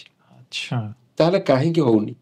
ସେ କଣ ଭାବିଲେ, ଏଇଠି ମିରାକଲ ଭଗବାନଙ୍କର ଦେଖନ୍ତୁ, ଗୋଟେ ହଠାତ୍ ପନିଶମେଣ୍ଟ ହେଇଥିଲା, ଆଉ ଗୋଟେ ମିରାକଲ କଲେ, କହିଲେ ଠିକ ଅଛି, ସେ ଗୋଟେ ଡ୍ରାଫ୍ଟିଂ କରିକି ସାଙ୍ଗେ ସାଙ୍ଗେ ଗୋଟେ ଚିଠି ଇସ୍ୟୁ କରିଦେଲେ ତାଙ୍କ ଜୋନକୁ, ଭୁବନେଶ୍ୱର ଡିଭିଜନକୁ। ଆଚ୍ଛା କଣ ସେଇ ଚିଠିଟା ଏତେ ସାହାଯ୍ୟ କଲା, ମୁଁ ଭାବୁଛି ବୋଧେ ଭଗବାନ ତାଙ୍କୁ ଡ୍ରାଫ୍ଟିଂ ଡାକିଦେଲେ କି କଣ। ସେ ଲେଖିଦେଲେ Sanatan Sarathi and Bal Bikash, please take notice that it should be ensured of 100% delivery. Okay circular circular ହେଇଗଲା ଭୁବନେଶ୍ୱରରେ। सर्कुलर ମୋର ଯୋଉ ବନ୍ଧୁ ଥିଲେ ଅଡିଟରରେ, ସିଏ ମତେ ଆଉ ଗୋଟେ ସଜେସନ ଦେଲେ, କହିଲେ ଆଉ ଗୋଟେ ଚିଠି ତମେ ଦିଅ, ତାର କପି ଏନକ୍ଲୋଜ କରିକି ଆମର ଡାଇରେକ୍ଟର ମେଲ୍ସ ବୋଲି ଗୋଟେ ଅଛନ୍ତି ଜଣେ, ତାଙ୍କୁ ଲେଖିକି ଦେଲି। ୱିଦିନ ନୋ ଟାଇମ, ଆମେ ଯାଇନୁ ଅଫିସ କି, ଚିଠିଟା ପୋଷ୍ଟରେ ପଠା ହେଇଯାଇଛି। अच्छा ସିଏ ଗୋଟେ ସର୍କୁଲାର ସାରା ଓଡିଶାକୁ ପଳେଇଗଲା। अच्छा କଣ ନା ଏନସିଓର ସବୁ ପୋଷ୍ଟମାଷ୍ଟର ପାଖକୁ, ଏନସିଓର ଦ୍ୟାଟ ସନାତନ ସାରଥୀ ଆଣ୍ଡ ବାଳ ବିକାଶ should reach at the subscribers level. Level ମାନେ it is a great miracle. Truly ମାନେ ଏଇଟା ମତେ ବହୁତ ଖୁସି ଲାଗିଲା, हाँ हाँ ଏଇଟା ବହୁତ ଗୋଟେ ବଡ ମିରାକଲ। ବଡ ମିରାକଲ। ସ୍ୱାମୀ ଆମ ମାଧ୍ୟମରେ ସେ ନିଜ କାମ ନାଇଁ ଯେମିତି ସେଇଥିପାଇଁ ତାଙ୍କ ପ୍ରେଜେନ୍ସଟା ଆମେ ଫିଲ୍ କରୁଛୁ। ଏବଂ କୋଭିଡ ସମୟରେ ଆପଣ ଜାଣିଥିବେ, କୋଭିଡ ସମୟରେ ଯେତେବେଳେ ମାନେ ସାରା ବିଶ୍ୱ ସ୍ତବ୍ଧ ହେଇଗଲା, ଆଜ୍ଞା ଲୋକ ପର୍ଟିକୁଲାରଲି ଆମ ଓଡିଶାରେ, ଏବଂ କଟକ କଥା ମୁଁ କହିବି, କଟକରେ ଯୋଉଠି କେହି କାହାକୁ ମାନନ୍ତିନି ସେ ଜାଗାରେ ମଧ୍ୟ ପୋଲିସ କଣ୍ଟ୍ରୋଲ କଲା, ଗୋଟେ ଲୋକ ବି ବାହାରକୁ ବାହାରି ପାରୁନି। ମୋର ଚିନ୍ତା ହେଲା ଯେ କଣ କରିବି ପ୍ରଭୁ। ଆମର ସୁରତ ଭଗବାନ କେମିତି ପ୍ଲଟ ତିଆରି କରନ୍ତି ଦେଖନ୍ତୁ। ସୁରତ କହିଲା ମୁଁ ଘରକୁ ଯିବିନି, ତାମାନେ ସିଏ ରହିଲା ସେଠି ପ୍ରେସରେ, ବିଦ୍ୟାଧର ବି ସେଠି ରହିଥାଏ। ତେଣୁ ମୁଁ କହିଲି ଗୋଟେ କାମ କର, ତମେ ଯଦି ଯିବନି ତାହେଲେ ତମେ ଡିଟିପି ଚାର୍ଜ ନବ, ପ୍ଲସ୍ ଆମର ଧରଣୀ ଆସେ ଭୁବନେଶ୍ୱରରୁ, ପ୍ଲସ୍ ଛାପିବା ପାଇଁ ଜଣେ ପ୍ରଫୁଲ୍ଲ ବୋଲି ଜଣେ ସିଏ ଆସେ ଭୁବନେଶ୍ୱରରୁ। ମୁଁ କହିଲି ଠିକ ଅଛି, ତମ ବ୍ୟବସ୍ଥା କରିବା, ତମେ ରେଗୁଲାର ଏଠିକି ଆସିବ, ରେଗୁଲାର ଛପା ହବ। ସେଠୁ ମତେ ହଠାତ୍ ପ୍ରଫୁଲ୍ଲ କହିଲା, ସାର୍ ଇଏ ପେପର କେମିତି ଆଣିବା, ଆମ ଷ୍ଟକ୍ ନାହିଁ। ମୁଁ କହିଲି ସେ କଥା ବୁଝିବା। ଭଗବାନଙ୍କୁ ଡାକିଲି, ପ୍ରଭୁ କଣ କରିବା। ଭଗବାନ ଗୋଟେ ବୁଦ୍ଧି ଦେଖେଇଲେ ଯେ ଗୋଟେ ଆଇଡି କାର୍ଡ ତିଆରି କର। अच्छा ଯୋଉ ପ୍ରେସରେ କଟକରେ ଆମର ହୁଏ, ସେ ଗୋଟେ ଆଇଡି କାର୍ଡ ତିଆରି ହେଲା, ସେଥିରେ ତଳେ ଲେଖା ହେଲା ପ୍ରେସ। प्रेस ଆଜ୍ଞା ସେଇଟା ସମସ୍ତଙ୍କୁ ଦିଆହେଲା। अच्छा ଗୋଟେ ଚିଠିଟେ କରାହେଲା, ସେ ଚିଠିରେ ଆଇଆଇସି ଆମର କନସର୍ନ ଇଏକୁ ଦିଆହେଲା। ସିଏ ସେଥିରେ ଲେଖିଦେଲେ ଏବଂ ମତେ କହିଲେ ଦେଖନ୍ତୁ ଏଇଟା ରେଷ୍ଟ୍ରିକ୍ଟେଡ ଦିଆହଉଛି, ଆପଣ ଯେହେତୁ ଗୋଟେ ସ୍ପିରିଚୁଆଲ ଅର୍ଗାନାଇଜେସନ, ବନ୍ଦ ନ ହଉ ସେଇଟା ଆମେ ଚାହୁଁଛୁ। ଲେଖିଦେଲେ you just give relax to this organisation. ଯିଏ ଧରିକି ଆସିବ ବା ପେପର ଆସିବ ସେଟା ଦେଖେଇଲେ ସେମାନେ ଆସିପାରିବେ। अच्छा ତ ପିଲାମାନେ ଆସିପାରିଲେ, କାମ ହେଲା। ପେପର ଯେତେବେଳେ ସରିଗଲା ଆମକୁ ଖାଲି ଫୋନ କରିଦିଏ, फोन करिया भितरे सी मध्य आसिक पेपर दे देकी जाइतला गाड़ी के अलाउ कले बाटरे चेक करथांदी अटकौथांदी से चिठीटा ही काम कला बोल तो ये गोटे समस्या दूर हो गला जे सबु प्राय बोधे 3 मास पाखापाखि हम बोधे मोर मन पड़ुची 3 मास आमर प्रिंट है कि आमे डिस्पैच कर दो कोटी आरएमएस को कहना अलाउ सब अलाउ हो गला किंतु डिस्पैचर कौन कले सेठी आरएमएस रे सी देखले ट्रेन बंद सी कहले आपण रखी देगी जातु ट्रेन जेतले चलिबो सेतले आमे डिस्पैच करबो बोली यस किछि असुविधा नै हमर तो भगवान देखो ये भी गोटे मिराकल नॉन स्टॉप रे एवं सही समय रे मो मन को गोटे आसिला आपनकर जो बर्तन सोशल मीडिया केते सहायता करे मु गोटे मन मन भाबली यार पीडीएफ टा नै कि हम जो सब ग्रुप रे छाड़ीबा हमर इंस्ट्रूमेंट साइज सेतले आरंभ हो जाई थाए प्लस अन्य जेते ग्रुप हमर ओडिसा रे अछि ऑर्गेनाइजेशन रो सब ग्रुप को प्लस इंडिविजुअल प्राय ग्रुप रे छड़ाई गला अच्छा सब ग्रुप को हम छाड़ी देलु तो किछि किछि भाई भौणी माने पढ़िले एटलिस्ट के हम जानि पारले एथि में बंद हेछि और जेमती ट्रेन चलीछि संगे संगे ताके बगर जाई पहुंची गला तो ये गोटे बड़ा मिराकल सबटे माने Swami's divine mission never stop never stop never ending process माने डिवाइन मिशन टिल द सृष्टि जे पर्यंत अछि से पर्यंत संकल्प चलीछि संकल्प रहिबो ये होछि स्वामी कर उद्घोषणा चमत्कार एक्सपीरियंस मौसा मन भीतर गोटे स्वतःप्रवृत्त भाव प्रश्न आसूची मो तो प्रश्न कहि परिबेनी याकू उपदेश कहि परिबी आपण युव समाज को कौन वार्ता देवा पई चाहिबे हमें किए से हमें कहीं वार्ता देवा स्वामी तो सब वार्ता दे दी संदे आज्ञा आ दबार आवश्यकता नहीं आपण माने साई लिटरेचर प्रथम पढंतु पत्रिका दीटा प्रभु देइसंती एटा होची it is a bridge between भगवान एंड भक्त तो गोटे समन्वय करिया पे आपण लिटरेचर निश्चित पढंतु पर्टिकुलरली सनातन सारथी बाल विकास पढंतु प्रथम जिंस द्वितीय रे आवश्यकता किछि नहीं उपदेश रे कारण साई जहा देइसंती उपदेश हम पे यथेष्ट जीवन सारा ताकू आमे कर्म रे लगेले पारिबा नहीं गोटे छोटिया जिनस देखंतु मो अनुभूति रू कहूची आमे सेवा दल रे काम करथुलु बाल विकास पर्यंत जाई नथिलु कारण से सुयोग मिल नथिला हमको सेवा दल रे हमको जति की इंस्ट्रक्शन दिया जाय थाए ताको कहा जाय कॉर्पोरल ऑर्डर आज्ञा हमर कन्वेनर कहबे तुमको जहां इंस्ट्रक्शन दिया जाय I do it that is called duty this is your duty तो ड्यूटी टा हमें करथुलु हमें जोता जगिवार अछि हम जोता पाके रहबी मु साइकिल पाके जाई परिबिनी मते जोतार दायित्व दिया जायछि मु भजन भीतर को जाई परिबिनी कारण मु जोता भीतर ही रहबी केवल कि जोता ला कोठी रखला साइज कर रखुछ ना नहीं का जोता हजी जीव कोन हबो इत्यादि इत्यादि दिस इज आवर ड्यूटी हमें भाबिबा हमर कर्तव्यटा कोन दिस इज ड्यूटी द्वितीय जिनसला केते डिसिप्लिन हमें काम करछे जेतले जोता दायित्व कि साइकिल दायित्व हमर रहिछि से साइकिल टी नै कि श्रृंखलित भाव नै कि ताकू रखा जीवो कोटा का ऊपर पड़िबोनी स्कूटर गुडी रहिछि स्कूटर गुडा का साइज करी रखा हबो स्टैंड तार दिया हिच ना नहीं लॉक टा तार पडिछ ना नहीं जदी को भाई छाडी देकी जाइथिवे चाबीटा ताकू रखी के हमें पॉकेट रे रखि दो कारण काले चोरी हो जिवो तो दिस इज को डिसिप्लिन एटा होची हमर दायित्वटा को केते डिसिप्लिन वे रे हमें करि परिबा जोता गुडी थुआ हिच ठीक अछि हमें गोडरे हाथ रे नेकी ताकू पेली दबा एठी रख ना ताकू हाथ रे नेकी मा हाथ रे नेकी साइज करी रखा होतला दिस इज डिसिप्लिन रखिबार ढंगटा होची अलगा सेठी मन को मन आसी जाए नहीं नहीं हमें डिसिप्लिन में रखिबा एटा सुंदर लागिवो एवं जे जार जोताटा ठीक भाव रे नेकी जीवो एठो एवं शेषटी सब बेले स्वामी कहंती गोटे जिंस सबु थाउ गोटे जिंस नथिले किछि लाभ नै तार दैट इज डिवोशन जदी सेति की भक्ति नथिबो प्रभु को काम रे भजन टी होउची से आडे बाहर रही कि मध्य ताली मारुथुवा टिके भजन टिके दीपद आस्तिबो पुणी जोता आसी गले ताकू रखि देकी पुणी भजन आस्तिबो ता माने भक्तिटा रहिछि प्रभु को नाटा मन भीतर रहिछि जपरे रहिछि तपरे रहिछि कोई तो पाटी रे न होई पारे सब बेले तो जप तप मन सब दिन रहिबा दरकार हमर ठीक भाव रे तले कामटा ठीक भाव रे हो तो यही तो शिक्षा आमे कौन दबु आ शिक्षा तो स्वामी जहा किसी लेखिकी जाइसंती सेतिकी जदि आमे मानिमा एवं प्रभु को मु गोटे कथा कहबी एतिकी आमे प्रकृत रे दी हाथ को जोड़ी पारुनु आंजुला देखै पारुनु प्रभुंकर आशीर्वाद सबुबले झरिकी रहिछि से आंजुलाटा हमर जेते जाउछि भितर जोड़ी हो पारुनी जेहेतु से तळु पळै जाउछि आमे ताऊ ग्रहण करि पारुनु तेणु आमे आंजुला टिकी भलो भारे करबा जेंति प्रभुंकर आशीर्वाद आम रखिबा एवं ताऊ आंजुला करिकी साइतिकी रखिबा दैट इज कॉल्ड पूर्ण शरणागति समर्पण भाव जदि रहिबो मु कहूनी जे समर्पण आमे समस्त करदवा आजिकली जदि पिला मानकु आपण कहिबे जे प्रत्येक दिन उठिकी बाप मां गोटे मुंडिया मारनु कहिकी के करिवे तांको भितर गोटे संकोच आसे मु जीवी